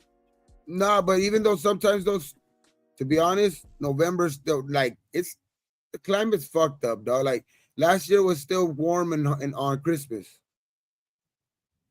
But what's warm? It ain't 90 something. It was like still like 89. And that place is hot, bro. You got 70,000 hot ass people in that little stadium with no AC, bro. Like the seasons are getting further into the year now over here, dog. Like I remember before, shit, you knew when fall was coming. Because September was like school was starting again, and then like it started getting foggy in the mornings. September started coming, foggy in the morning and shit like that, where it would be cool. Now September's fucking one of the hottest months of the year. Damn. And that's when we win. We win in September. It was the first game of the season. It was September. Fuck, it was miserable day. And we lost. It made it even more miserable. The only thing that was good about that trip was the best thing about that trip. No, you remember? I want to fuck somebody up on the way out of there. Anybody talk some shit, please. And the only best thing about that trip was the chicken, bro. That was the best. Oh yeah, after. I can't wait to get some of that chicken in November, bro. In November. Yeah. Oh yeah, we're gonna get chicken. I think a new guy, he was talking about, I was ecstatic when we got Ronnie. I was ecstatic when we got Aston Genty. Have we seen our live? Go back to our draft live. I blew my stitches out of my that I got. Remember I said I wasn't going to get no rookies fucking jerseys anymore? Yeah, well, bro, you lied. I should have bet you. Damn. As much as I love they're popping the fireworks out here. As much as I loved him in the draft, I should get his jersey too, because I would have went ape shit if we didn't get him. As soon as I knew when Mason Graham went before us at 5, I said we're gonna get Aston James. There was no doubt, dog. Like the only thing was the only thing doubt in my mind was, is he gonna be available at 6? That was my worst fear. I really thought, I didn't think that we were gonna pass him up. I really didn't think we were gonna pass him up. And when he got there to 6, I don't know why, but I felt very confident we were gonna pick him up, that we were gonna get him. And getting him it's so much even better, because feeling confident that we're gonna get him and then it happens is that's what makes you feel like fuck yeah, that's why the Powers pick last year was one of my favorite picks too, because remember I was after that first day, I was like, we gotta go get powers, dog. We gotta go get fucking powers, dog. Because I hated fucking. And we did. You got happy when we got over here. What's his name, dog? I even forgot. It's Andre James, dog. I didn't like Andre James, bro. Like, I don't know why we resigned him or anything like that. I was like, why the hell did we resign him? We need a damn center, a good one too. And when he was on the board and the second day still available, I was like, we gotta go get him. So when we got him, yeah, like that was like one of my favorite picks. As much as I like Bowers, I have his jersey too. And what do you think when we put JPJ at guard right off the bat? What'd you think? I was scratching my head, but I was like, because I remember even last year saying he's going to eventually play center. At one point, he's going to eventually play center. There's no way he's staying at guard. Like, he might be there right now because we need more help at guard, but there was never in my mind I thought that he was going to stay at guard. I knew he was going to eventually play at guard. It happened way more quicker than I thought, because I kind of started making myself believe that Andre James was going to be a little bit better, because people kept screaming the numbers that, oh, he wasn't that bad after all. He was rated top 10 in all centers in all the league, which I don't know. I was the one saying that. I was one of the ones saying that, looking at that. He had the team, and he did good things, and he managed that team well. He just got blown back too many times. He's lighting the ass. All centers are JPJ's not little. He's not a small dude, so he's gonna hold his own. That was my gripe with him though too. Like, he might have been a top 10 type center against maybe the guys that you don't know that much at defensive tackle, but every time he went up against like Chris Jones, Williams from the Jets, or Chris Jones, or like who knows, Lord forbid, fucking Jalen Carter or anybody like that, he would get fucking destroyed. They had to help him. Twice a year. Yeah, that was no. They had to double team inside. When you double team inside, you just go run outside all day, or right through there all day. You're playing like Cam Hayward and all of those guys like that, elite guys like that. He can hang with. I think JPJ can hang with those guys, those type guys. I think so too. With grit, just with the grit. I think he'll do that. Bo Nix upside, Phillip Rivers. You know what? Lord Buddy Bear, I think. Welcome to the show. Haven't seen you, man. Sub to Raider Nation Live. Coach Gravy, Raider Gabe, 420. That's over here on my side. And what up, Low, man? He's not here today, but he's another co-host. And Rosetown is saying pack a bowl. What's up, Rosetown? How you doing? Phillip Rivers. If he's anything like Phillip Rivers, I don't want that, because Phillip Rivers was a nightmare. Raider killer, bro. I don't want him to anything like Phillip Rivers. He never won that thing. As much as Phillip Rivers never won the big one, he always kicked our ass, dog. So like he kicked our ass a lot of times. People are not gonna tell you that, Lord Buddy, but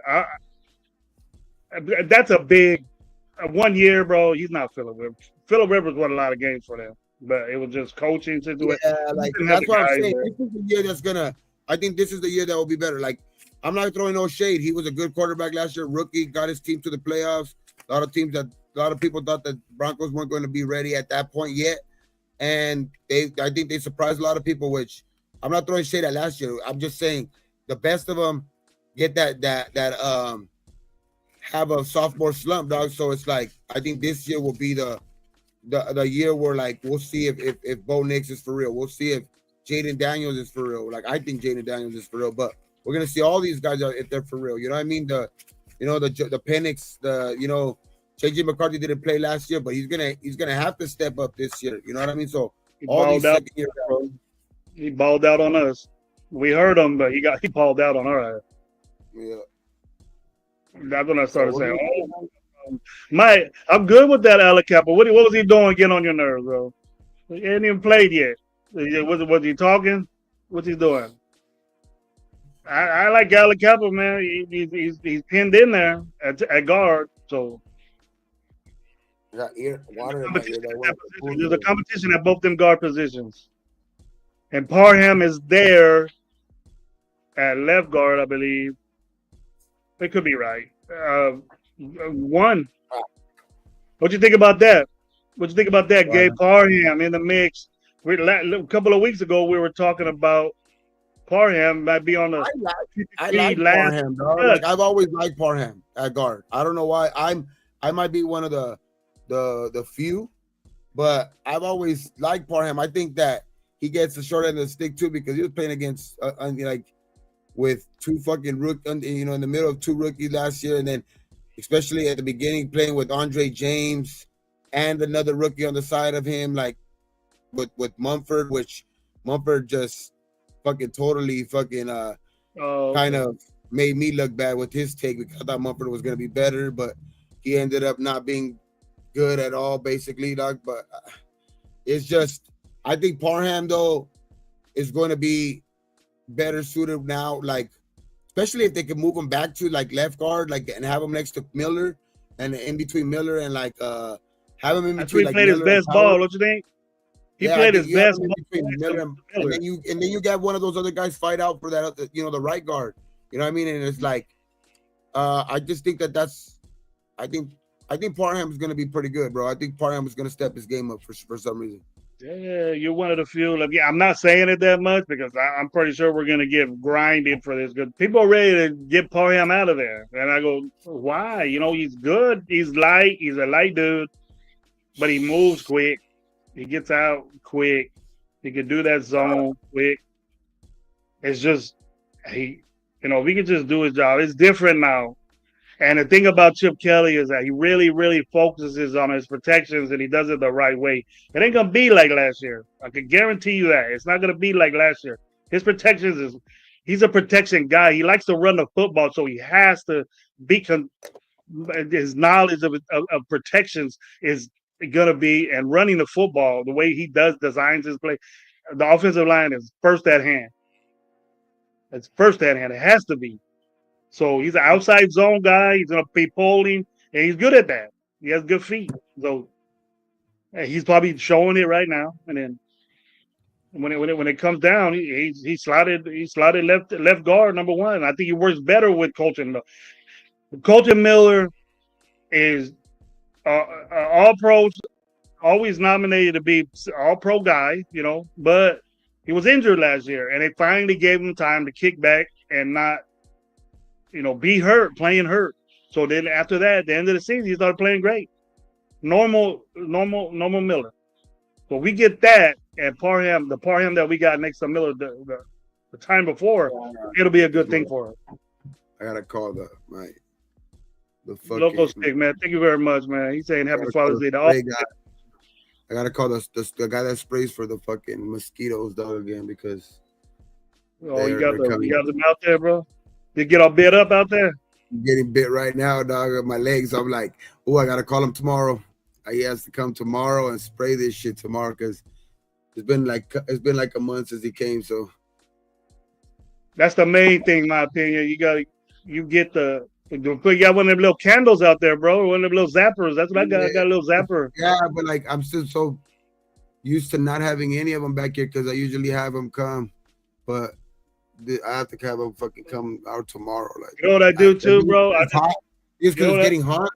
Like during like the winter when the colder months, he only has to come like once a month. But like when it gets hotter, I have to have them come every 2 weeks because they come out more. They're out more. The fucking mosquitoes are way more right now. The mosquitoes are protesting too, bro. They motherfuckers. They're leaving all that smoke and coming over there to Riverside. No, there's been quite a bit of protest out here in Riverside, dog. Like some girl got ran over yesterday. There's been quite a fucking on the news, bro. Yeah, there's quite a bit. They were deep yesterday. They were deep yesterday, bro. Riverside. Yeah, I seen it on CNN. No Kings protest or something like that. Yeah, it's crazy. It's crazy, man. They had a little thing in Fresno. Even the other shit's getting crazy too. The Iran and Israel situation, all of that shit. That's just getting crazy, man. Getting mentioned. Yeah. What up, man? How you doing, brother? Carol, my opinion, Carol's a big improvement as far as coaching is concerned. That was a big problem for us last year. Carol will get things straightened out, and his assistants will too. We have a way better coaching staff this year than we did last year. We'll see the difference. we'll see the difference. They got to get their guys in there, and that's what they're doing, getting guys like Pratt.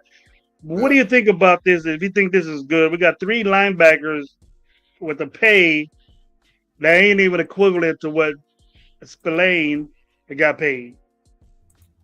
I think all 3 of them together is like 8, 9 million, close to that. And Spillane got 11 a year. I like it. I would like it more if I would be more comfortable with it if they were all signed for like that much money, and like each of them like at least 2 years each. You know what I mean? Because that gives me more. If that gives you more, like, okay, if you feel a little bit more comfortable, I feel a little bit more comfortable, because if you feel a little bit more comfortable in signing them 2 years, that means that you feel comfortable and that they're gonna pan out. So you're willing to give them that extra year.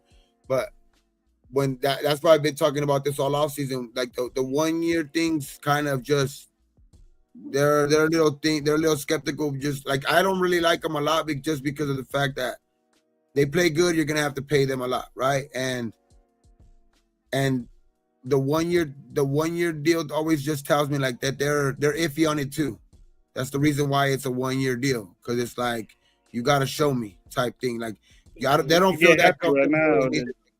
It's like almost like an incentive thing, like where I get it, like you want to incentivize them to be better, but like it just shows me that there's not that much confidence there. You know what I mean? Like it's just not that much confidence in that player if you're only signing them for 1 year.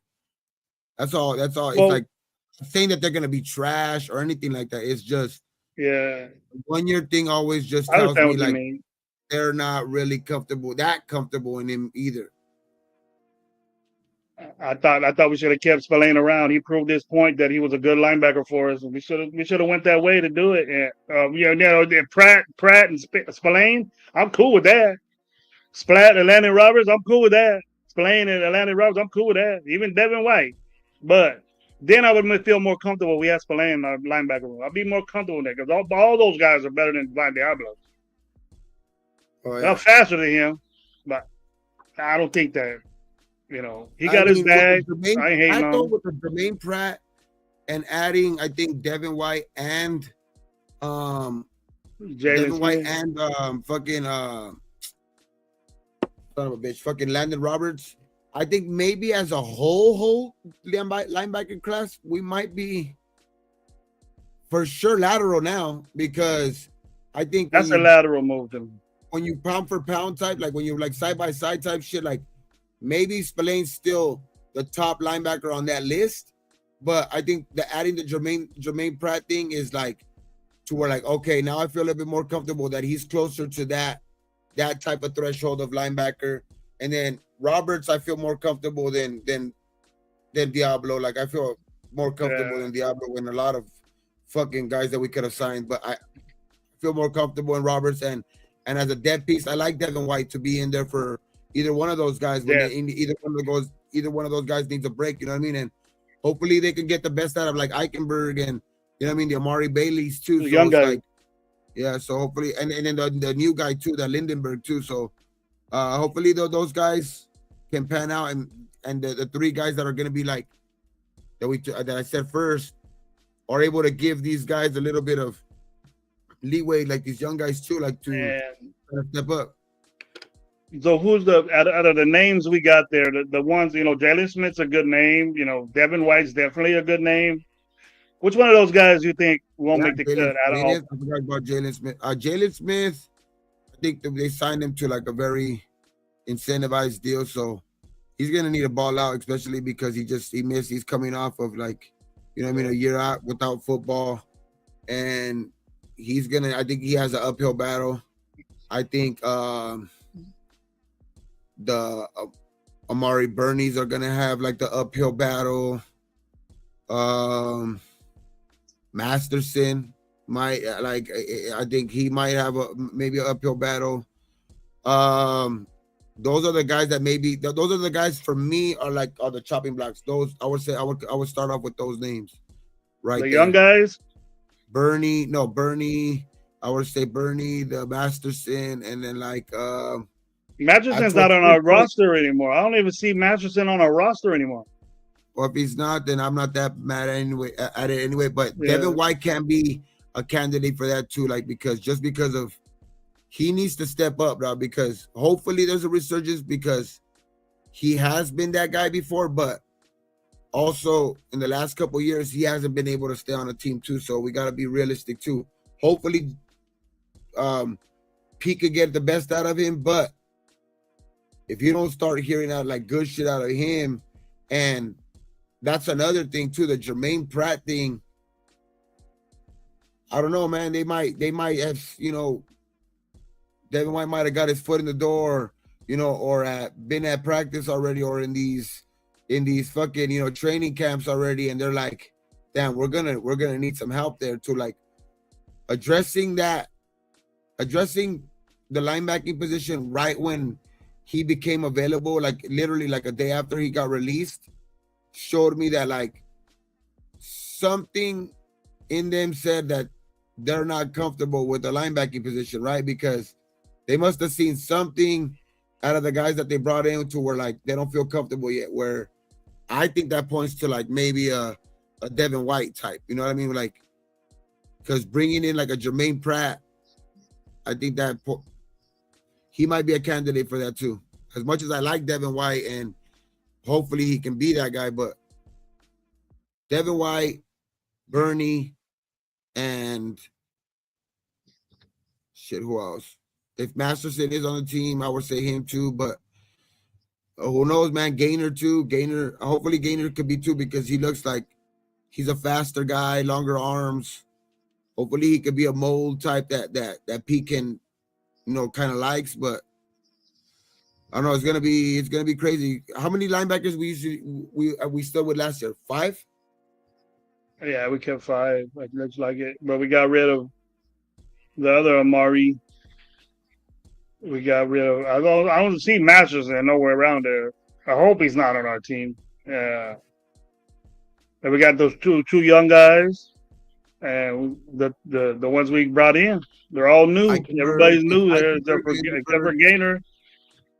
Eichenberg, Lindenberg, the for sure ones, and then you got Devin White, Landon Roberts, now Jermaine Pratt. That's 5 right there, and then you also got Amari Gainer. You got I think Amari Burney's for sure still there too. That's 7, and I think Amari Burney got cut. no, I think he's there. Cause I seen him on the depth chart. I seen him get hurt. He's gone. He got cut. There was 2 Amaris or something. I got the depth chart, but it's on my phone. I can't. I'm looking at it right now. So they have the guys that they have right now are okay. Yeah, they don't have none of those guys. They have Eichenberg. They have Landon Roberts, Jermaine Pratt, Devin White, Jalen Smith, Amari Gainer's there, Cody Lindenberg, and then the other 2 guys are Michael Barrett and Matt Jones. I don't know who those guys are, but so those are like the guys. Those are our linebackers right now on the our roster right now. I think Landon Roberts, that man was a Pratt has green dye. He was starting linebacker for Bengals. Landon Roberts wasn't even a starter. He was just a run game stuffer. The 3 guys they have penciled in as starters, like on ESPN, like according to their depth chart, the way they have it is Jermaine Pratt, Landon Roberts, Tommy Eichenberg. Then they have behind them is Devin White, Cody Lindenberg. Jalen Smith is not even on there. He's behind Cody Lindenberg and Michael Barrett. Wow. But that's all. That's all going to be played out. All that stuff's going to be played out. Like, I wouldn't put any stock into that. I would say the only guys really that are probably right now have a log to start are probably, to me, everybody else is going to be fighting for a starting spot. I think Jermaine Pratt's really the only guy that's going to be starting. Like, you could say that he's going to start. Only for sure. He came in and probably going to lead our defense. He's the Spillane of the Raiders right now. I think that's the only really guy that's going to be you could pencil in as a starter. I think some of these guys are gonna pan out. I'm not saying that the other guys are trash. I'm not even trying to say the other guys are trash. I'm just saying he's the only guy you can really pencil in as a starter. Where the other guys are going to, I think, be in that competition to where like they're gonna fight for that other row of linebackers, all of them. So I think there's gonna only be a lot of instances where there's only gonna be two of them out there anyway. Most likely, if they go play nickel, they're in that nickel situation that they were always in last year. Or But you're we gonna were at see such a deficit. We were such a they're probably gonna deficit be like last in year, man. a nickel package to where even when they're not playing a nickel, like actually traditional nickel, you're gonna see that third linebacker probably be like a Palomao or like a Jeremy Chin. Yeah, You know what I mean? So you might probably. see that a lot of that to where that if they have to like jump in from a where like if the offense is audibling at the line and they have to like kind of like adjust to the offense and they have to bring in like a like a linebacker. You have, I think that's where I like the size, how the physicality type of play that our kind of safeties can bring. You know what I mean? So where you could actually bring one of them up, the Palomaos or bigger. even the Jeremy Chin, and play that third type of linebacker. Yeah, I agree with that. Because you get more linebackers, you put another linebacker there and take away that defensive back. Your coverage was the nickels to stop the pass, bro. I don't know what a misconception is. From what I know, more DBs is coverage, but nowadays you get those big safeties that play linebacker like Devon Diablo, and they stop the run for you. But if we were such in a mismatch because our defensive line wasn't doing shit, is that we had to play nickel all the time. So that's why we only had two linebackers out there. We're in a situation where our pass rush is great, and then no one can run the ball on us, and then that's when nickel is going to come in and benefit us. You know what I mean? But we were having an extra DB there to stop the run, and that's not what nickel's for. Nickel and dime is you got more defensive backs. Obviously, it's for coverage. So I don't want to be in that situation. We got to quit thinking, oh, we throw nickel out there all the time.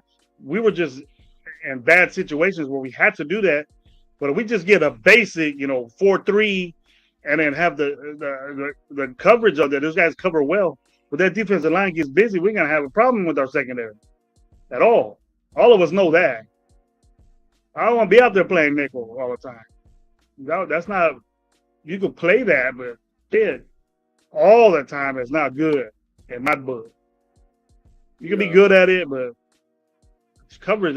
You got a problem with covering people. I would just feel so much comfortable with the signing. Like if they come out this week and sign like a fucking good corner, like a decent corner, even like I'll be like, damn. I think we're definitely I think we're already on the right track, but I'll be like, okay, we're on a faster track than I thought. You know what I mean? Like we're on a faster track. Okay, like Pete ain't fucking around. You know what I mean? Like we're like, I think we're gonna be better. That's no question for me. But you go sign a fucking great corner, it's gonna make a big jump, bro. Because our defense, I think, is teetering on that being a good defense right now. Like if you go get that teetering, they're teetering. They're teetering to be a good defense. I'm not gonna jump out and say I'm not gonna jump out and say a great defense because shit, I fucking ate my words last year fucking a lot. You know what I mean? So I want to see the product on the field for sure. But they're teetering. You go sign a great corner like the one we were talking about earlier, or even a decent corner. I think you start teetering that line of okay, this is gonna be a real good team to where you're going to be, barring injuries, you're going to be, chasing that wild card, or who knows, man. Some stuff, stranger shit has happened. You never know, man. You could be fighting for the fucking division when it's all said and done. But I mean, I just think I love our offense. I just love our offense. I know a lot of people still have question marks in the offensive line, but I think we're going to be good in the offensive line. I also think that we're going to get a big surprise out of one of these rookies too. One of these rookie offensive linemen is going to be a big surprise this year, and he's going to come in and solidify this line, bro. And Genty himself is gonna make this offensive line look better. To where, you know what I mean? So I just think that, like, I feel comfortable in our offense, bro. Like, all the weapons that Gino's gonna have, his accuracy, you know, Chip Kelly, I think is going to be, he's gonna be a nightmare for defenses. You know what I mean? The play calling of, it ain't gonna be that, you know, predictable type shit that we were used to last year. You know what I mean? With fucking Getsy and all of that shit, to where it was just, you could literally, it looked like he was reading it off a fucking game of Madden, bro. Like that's literally what he was doing all like, I don't know where that's literally where I think Getsy got his playbook from, dog. He went to Madden and just drew a bunch of plays down. But like, it's just, I think Chip Kelly's added thing. That's why I'm really worried about the secondary at this point. I know the Wilkins thing, it's worrisome to a certain point, but I think having Kuntz healthy, having Max healthy back again, and you know what I mean, like, hopefully the good news keeps going for Tyree, and just the physicality that I think that of the type of players that we're playing, that we're signing, like the Chins, the re-signing of Palomos, the Landon Roberts too, bro. Landon Roberts is a fucking physical ass linebacker, like, and you know, Jermaine Pratt, you know, Devin White, those dudes can hit. They all that have that in common, and I would feel so much comfortable with that. Then I start getting into the realm of I'm gonna start talking my shit. You know what I mean? I'm gonna start talking a lot of shit. You know what I mean? Without no worry of like, oh, the backlash later on of like, I see, dog, you fucking we're talking out of your ass again. Like, I really feel comfortable in saying that if we go out and do a move like that at any point in this, what's remaining in this offseason, we're gonna be a lot better. We're gonna be, I would agree with some of these fans that I was calling, like, trying to tell them to hold their horses earlier about don't put that much expectations yet. You know what I mean? So, but also I kept saying at the moment we weren't built for that, and we kept making more moves. You know what I mean? We since then we've drafted Genty, we traded Gino, we fucking signed, you know, Jermaine Pratt this week. You know what I mean? We've done a lot of moves since then, to where, like, you keep adding, and that's what all I was saying earlier this offseason. Like, I just want to keep seeing these moves and keep adding good pieces to this team, to where, like, I'm getting more and more comfortable every day, for sure. You convinced me the linebacker not sold up. It's not sold on me yet, but you convinced me that this was a good pickup for us, because you know, when I looked at the things about Pratt, Gabe, and he wasn't happy. He wasn't happy for Cincinnati. He wanted to get traded. He requested a trade.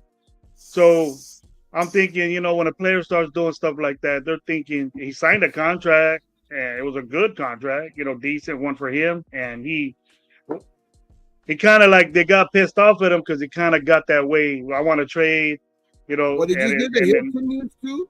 Hopefully, I think supposedly he's sounding like he's kind of disgruntled over there too. Like, yeah, they didn't dig him. There's something going on with that defense because the Hendrickson thing too. I think there's something going on with that team, bro. I think something's going on with that team. Like, they're you know what I think? It's offensive, defensively. It's because they're putting all this money in offense. But they try to hide it by saying, "Look, we are trying. We're picking up. We're signing. We're giving Chase a lot of money. We're giving, you know, Burrow a lot of money." But they ignore the other stuff, and I think they try to shut up the fans by that. But, like, it's looking pretty fishy with all that defensive shit. Like, people, you know, requesting trades and holding out, and now you want to say fucking now you got problem over there. Hilton news, you know what I mean? So it's like, I don't know, man. Hopefully there is some truth to that Hilton news too, because I mean that's another name that like I said, he's not that big name, but he's an added piece, a depth piece of. He did some shit. He did some shit for Cincinnati, bro. I think it'll be a solid piece to where he adds to this defense. And like you get a piece like that, hopefully there is some truth to where he's unhappy over there and you get him over here. You know what I mean? With Jermaine I knew Pratt. I think. it'd be a situation to where I'm gonna agree with a new spot, new flow. New. He got the game back in his blood. You know what I mean? Linebackers, bro. If you don't love what you're doing, dude, you're gonna get fucked up, Gabe. You know what I mean? You don't want to see what Like, basketball says about backers. Fuck this. your backers, you got back problems. You do the Friday the 13th stand, bro. Michael Myers stand. We had a major problem tackling this Nat man last decade in defense. I'm gonna respond to this one to you, Nat man. I think that it changes this year for sure. We got bangers out there. Yes, we do. Bangers, yeah. Pratt is known for taking bad angles and missing tackles. Now that was from what the problems that the Bengals had with him. If he comes to us and does it, you look at what the Bengals are saying about Pratt. I don't think a team would talk shit on a player unless he majorly disrespect that team. He wanted a trade. I don't know what was said, but 18 missed tackles in a season. That's a lot in my book. Yeah. But you can check that out and do your research on that. I did, and that was the case. He has a lot of missed tackles. He misses bad angles, and we don't need another Divine Diablo again. That's just the same thing. But he has more. But he's a middle linebacker. He's not. He don't play. He's bigger. He's a bigger guy. That's the type of guy I wanted. So I'm gonna give him benefit of doubt with that. If he doesn't do it with us, then I'll squash it. But I like it though. I like that pickup. Answering your problem that we had a problem tackling. If he is that guy, he adds to that problem. So we got to watch out for that. I'm not dissecting the bad things about him. I look at that because people don't talk about it. We just say the dude's balling. He's balling. He's a green dot. He's doing this. He's doing that. Yes, every linebacker can smack that ass, bro. Every linebacker can lay the wood. But listen to me, okay? Listen to me. If the dude doesn't do all the other things, take on tackles, they get to the line of scrimmage and make a tackle, not do it 5 yards when a running back gets 5 yards like Diablo did, getting guys from behind. Bad angles, that's what that is. So it's highly noted on his bio as a linebacker. And it was when he was in the combine. He takes bad angles. So he needs to solve that problem with us. Maybe it was coaching. I don't know. But like I said, Gabe convinced me. I give him benefit of doubt. I think it was a good pickup. I think it has a lot to do with the product of a whole defense too. Like you could get some skewed numbers sometimes too when you're like a bright spot on that defense too. Like you're gonna get some missed tackles because sometimes you're the only guy out there. So the only guy out there fucking actually doing shit. There's some shit. There's not gang tackling. There's like usually on other defenses there's not an opportunity to have that many missed tackles because there's a guy right there at the same time you're doing it. You know what I mean? But I do get it. Like you don't want to see that many missed tackles. You don't want to see that many missed tackles ever. But I do kind of think it's a little bit of a product of both. You know what I mean? It has to do a little bit with both. Like I think he has we have nowhere to be kind of like we weren't that much better than a fucking defense last year, I think, than a Bengals, but I think we also suffered from a lot of injuries, and I think we got a lot more physical in this offseason. That's one thing I can't agree on. Like maybe we were a little bit better coverage wise or anything like that. We are, but I think tackling wise, I think we're not gonna have that problem. I think there's gonna be a lot of guys in there that are gonna be around the ball a lot when they're tackling, like guys like they're faster. Will they have some mix-ups on coverage, maybe some coverage mix-ups or something like that? I can see that. But I can see this team being a team that you're going to see the very next day, the Monday injury report, you know what I mean? For when after they play the Raiders is going to be pretty long. You know what I mean? Like, because there's going to be a physical defense. Laying that wood. I get you with that. I know that. But what do you think about Nabman missed tackles is a BS stat? I don't think it is. That's a concern. They were it's not a stat. Nah, man. I'm not saying it was a stat. I'm saying that's what they were saying about the guy. bad ain't I like missed I like tackles. this. We were saying that shit about Diablo missing tackles. So I don't know. I I didn't just hear think you. that this defense is built a lot different than the Bengals last year defense, to where this is a more short defense. Like, regardless if it's better or not, like, I just think that the way that this defense is built is you're not. I'm not as worried as in, like, I'm not as worried as in him missing that many tackles on this defense, because tackling is not. I don't think there's gonna be the big problem with this defense. I think the biggest problem right now, like what I see out of this one, that's where the defensive line comes into play, is like, if you leave them out on an island out there too long with these young corners, they might get burnt. They might drop coverage. They might, you know what I mean? That's what I could see in this. That's where I think the weak spot is in this defense, to where, like, the defensive line and the linebackers and all of that shit are going to have to be, like, it's gonna have to be one of those defenses that's gonna have to be getting to the quarterback a lot of times. They're gonna have to be getting the quarterback dirty, dog. Like, you know what I mean? Like, you cannot, if a quarterback has any type of clean game on us, it's gonna be pretty bad. It's gonna be pretty bad. If there's a quarterback that's the offensive line out there that's controlling the game against us, we might look pretty bad out there, because I think our secondary that's where they might struggle a little bit, to where, like, if if they have to cover for a long time, that's where you might see the you know what I mean, the downfall in this defense, to where, like, it's gonna be a big play, a big part of that play is gonna be for the defense to eat everything up, man. The defensive line. The defensive line is gonna have to get up there. It's gonna be on the key right there, bro. That's why I'm so into that Wilkins.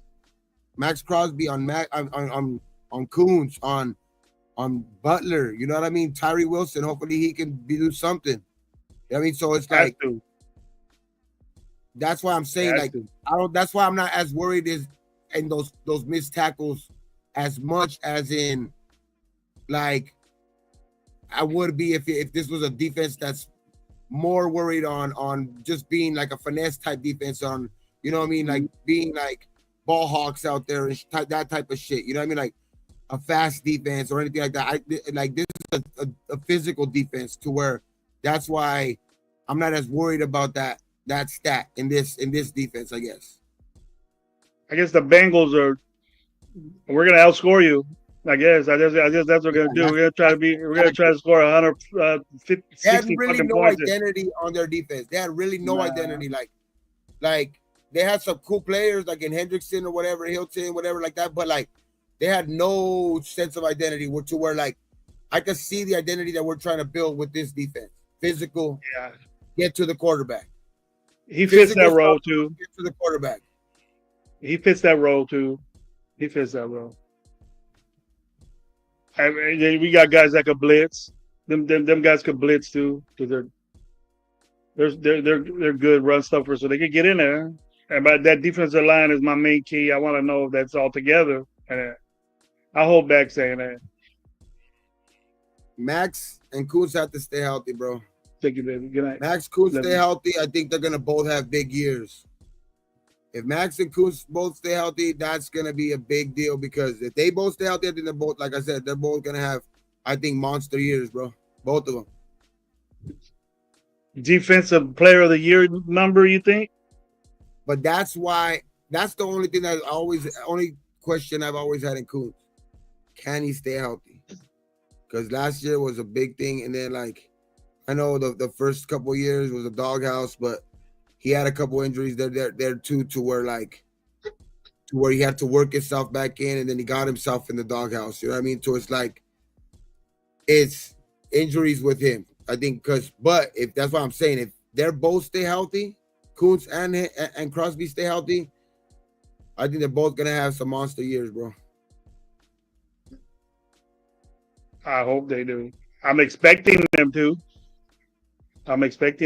but only if, I'm not happy with the backup situation for Wilkins. I don't know. That's just my concern. Is that the defensive line is all elite, And the defense Hopefully will top. Tonka or JJ can step up right away. Hopefully one of them can step up right away. But who else did we get? I know we got Adam Butler.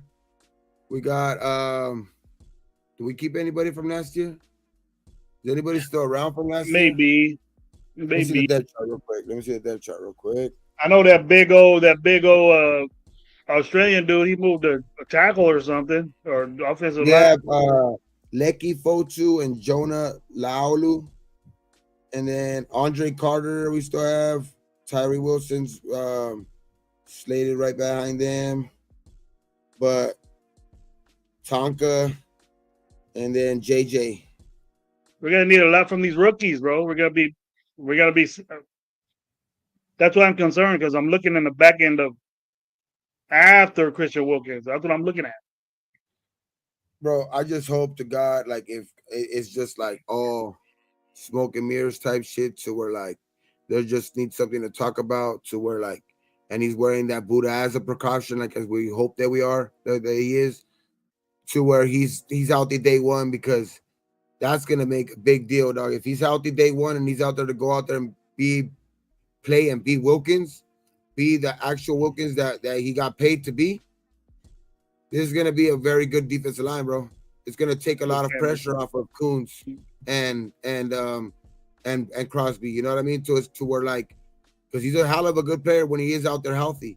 You know what I mean? To where like you get him, then you could rotate. You know, you could rotate in. You know, on the other side, you know, Adam and Tyree.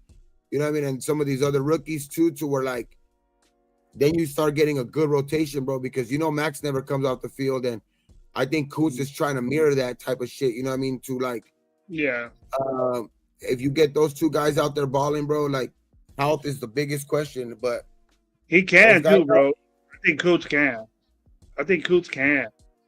He's trying to mirror that, bro. I think he's trying to be that guy. Like I think that's because he knows.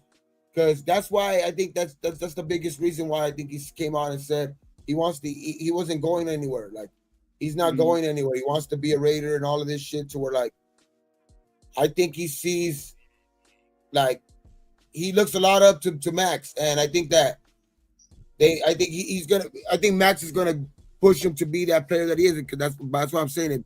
Barring injury, I think Max already thinks a lot about Kuntz. I think Max is like just waiting for Kuntz to have that breakout year, bro. Like just to stay healthy, and that's the only really thing, because that was supposed to be last year. You know what I mean, especially coming off of that great half year after, you know what I mean, after McDaniels was fired, you know what I mean? Like he got his big chance and came out, had a sack a game, you know what I mean? And like that was supposed to be his big year last year, bro. So to where like, I think he sees a lot, like he looks up to Max a lot, and he wants to be that type of player to where he don't come off the field. To where that takes a lot of pressure off of the guys in the middle, because now the guys have a rotation in the middle of those big dudes, and you got them playing situational and in the right situations, right? Like you can have Tyree Wilson where he's more better at like stopping the run, like, and then you have Adam Butler in there for like, because he's better probably sometimes at probably pass rushing, you know what I mean? So it's like you can start moving guys around like that, to where I think that's gonna be a big emphasis on our team. If those guys can stay healthy, our defense is gonna thrive. I'll answer ACL question. It was 18 missed tackles.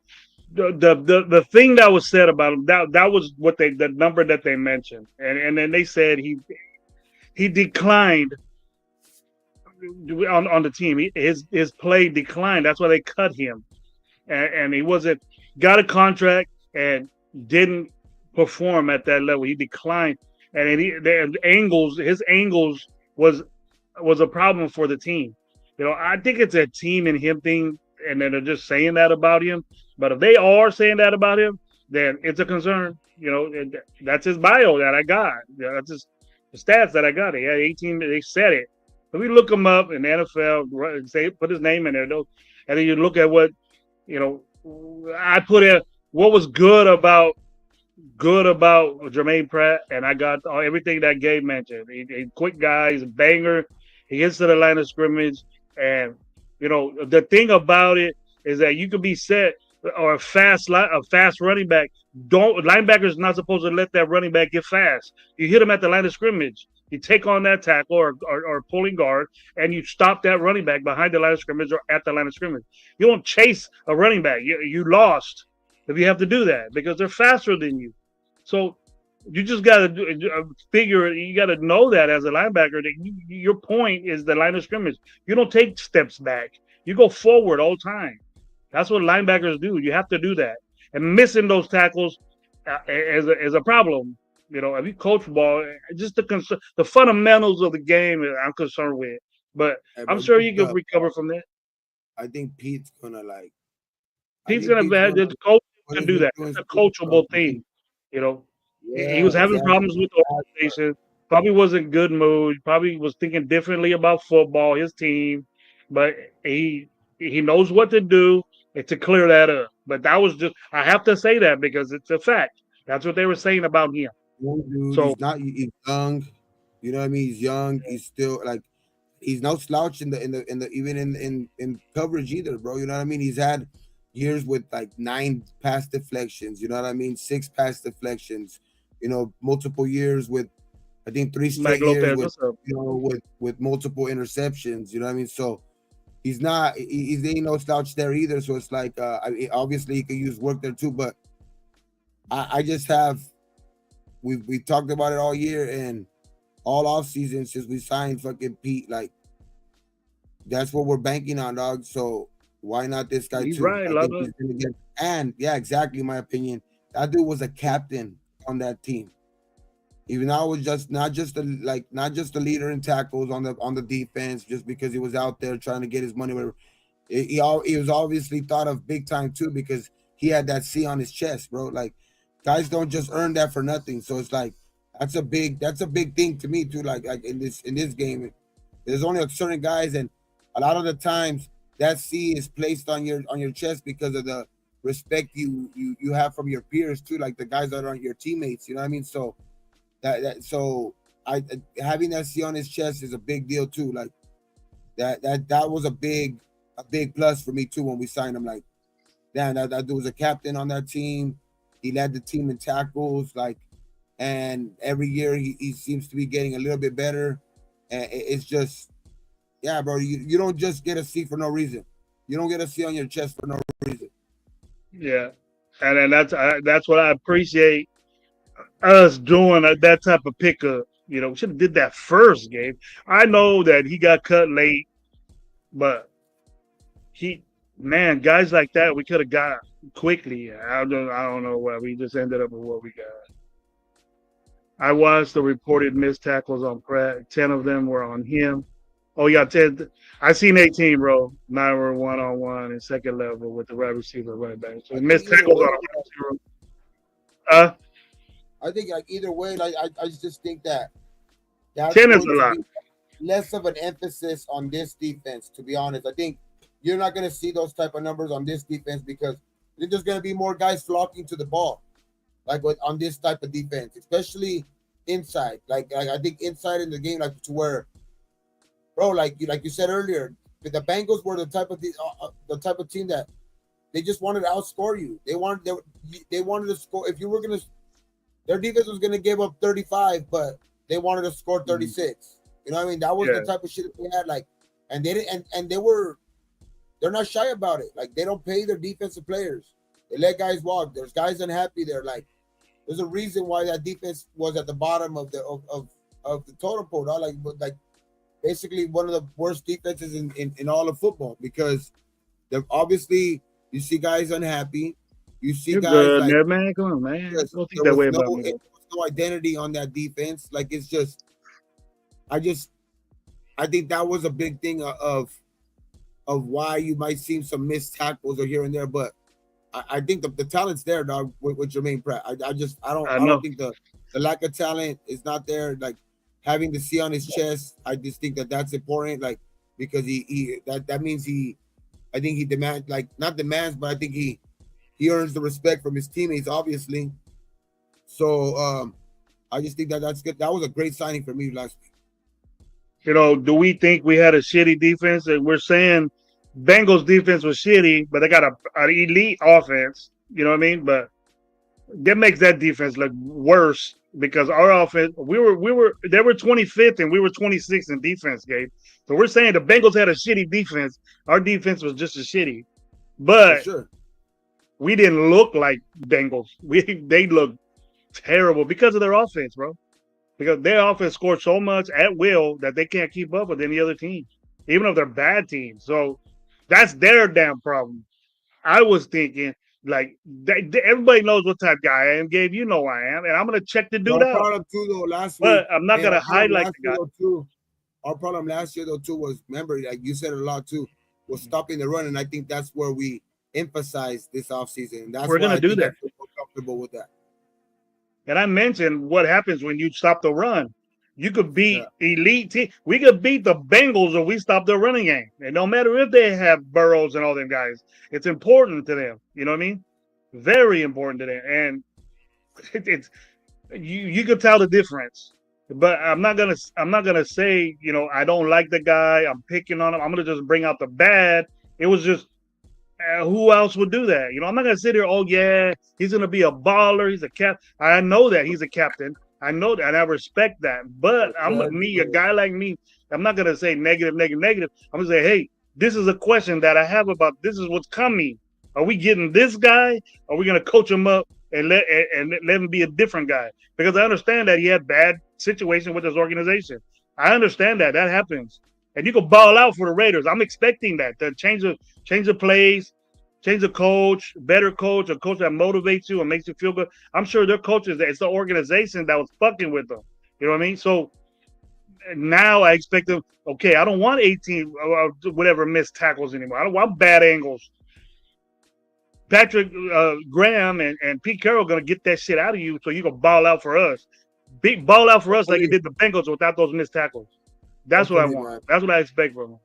And Yeah, I'm not downing the guy. I'm just saying, hey man, we got to I clear really that think, up. That's a I think, negative thing on you. I think that's really the only knock I could see That's the really. knock I see him. They say that And I also he's think not a that's real a big good time dude. product of that missed tackle type thing too. I think that's a product of that's a lot. Like, I'm not gonna say it don't mean shit, but I'm also gonna I put a lot of that stat also on a team too, like a team type of thing, because you shouldn't be like, there shouldn't be a lot of opportunities where you're also having to be one on one out there. You know what I mean? Like, there should never be that on the defense. Like, the defense always should be rallying to the ball. The defense always should, like, that's why, like, I see that as a lot of a team defensive stat too. But like that is a lot of, like, if you've seen 18, that is a high number for sure. That is a fucking that But definitely a you high got to number. figure too. The Hopefully, 100. hopefully, like somebody said earlier in the chat, you did see the run number wrong, and it was 10, which that still is a high number, but it That's a damn high looks number. better Yeah, than 18. it looks better. I might think it might be in the middle, but I thought I don't have. See, I should have had my eye touch with me, but I think it was. If not, I stand corrected.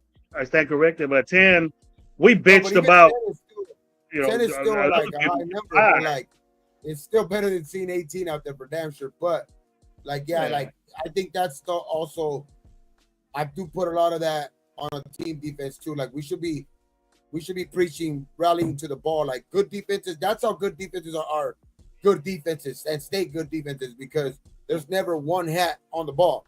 When there's a tackle, like, it's very rare that you're gonna see a one-on-one opportunity out there, right? Like, it's like, Yeah.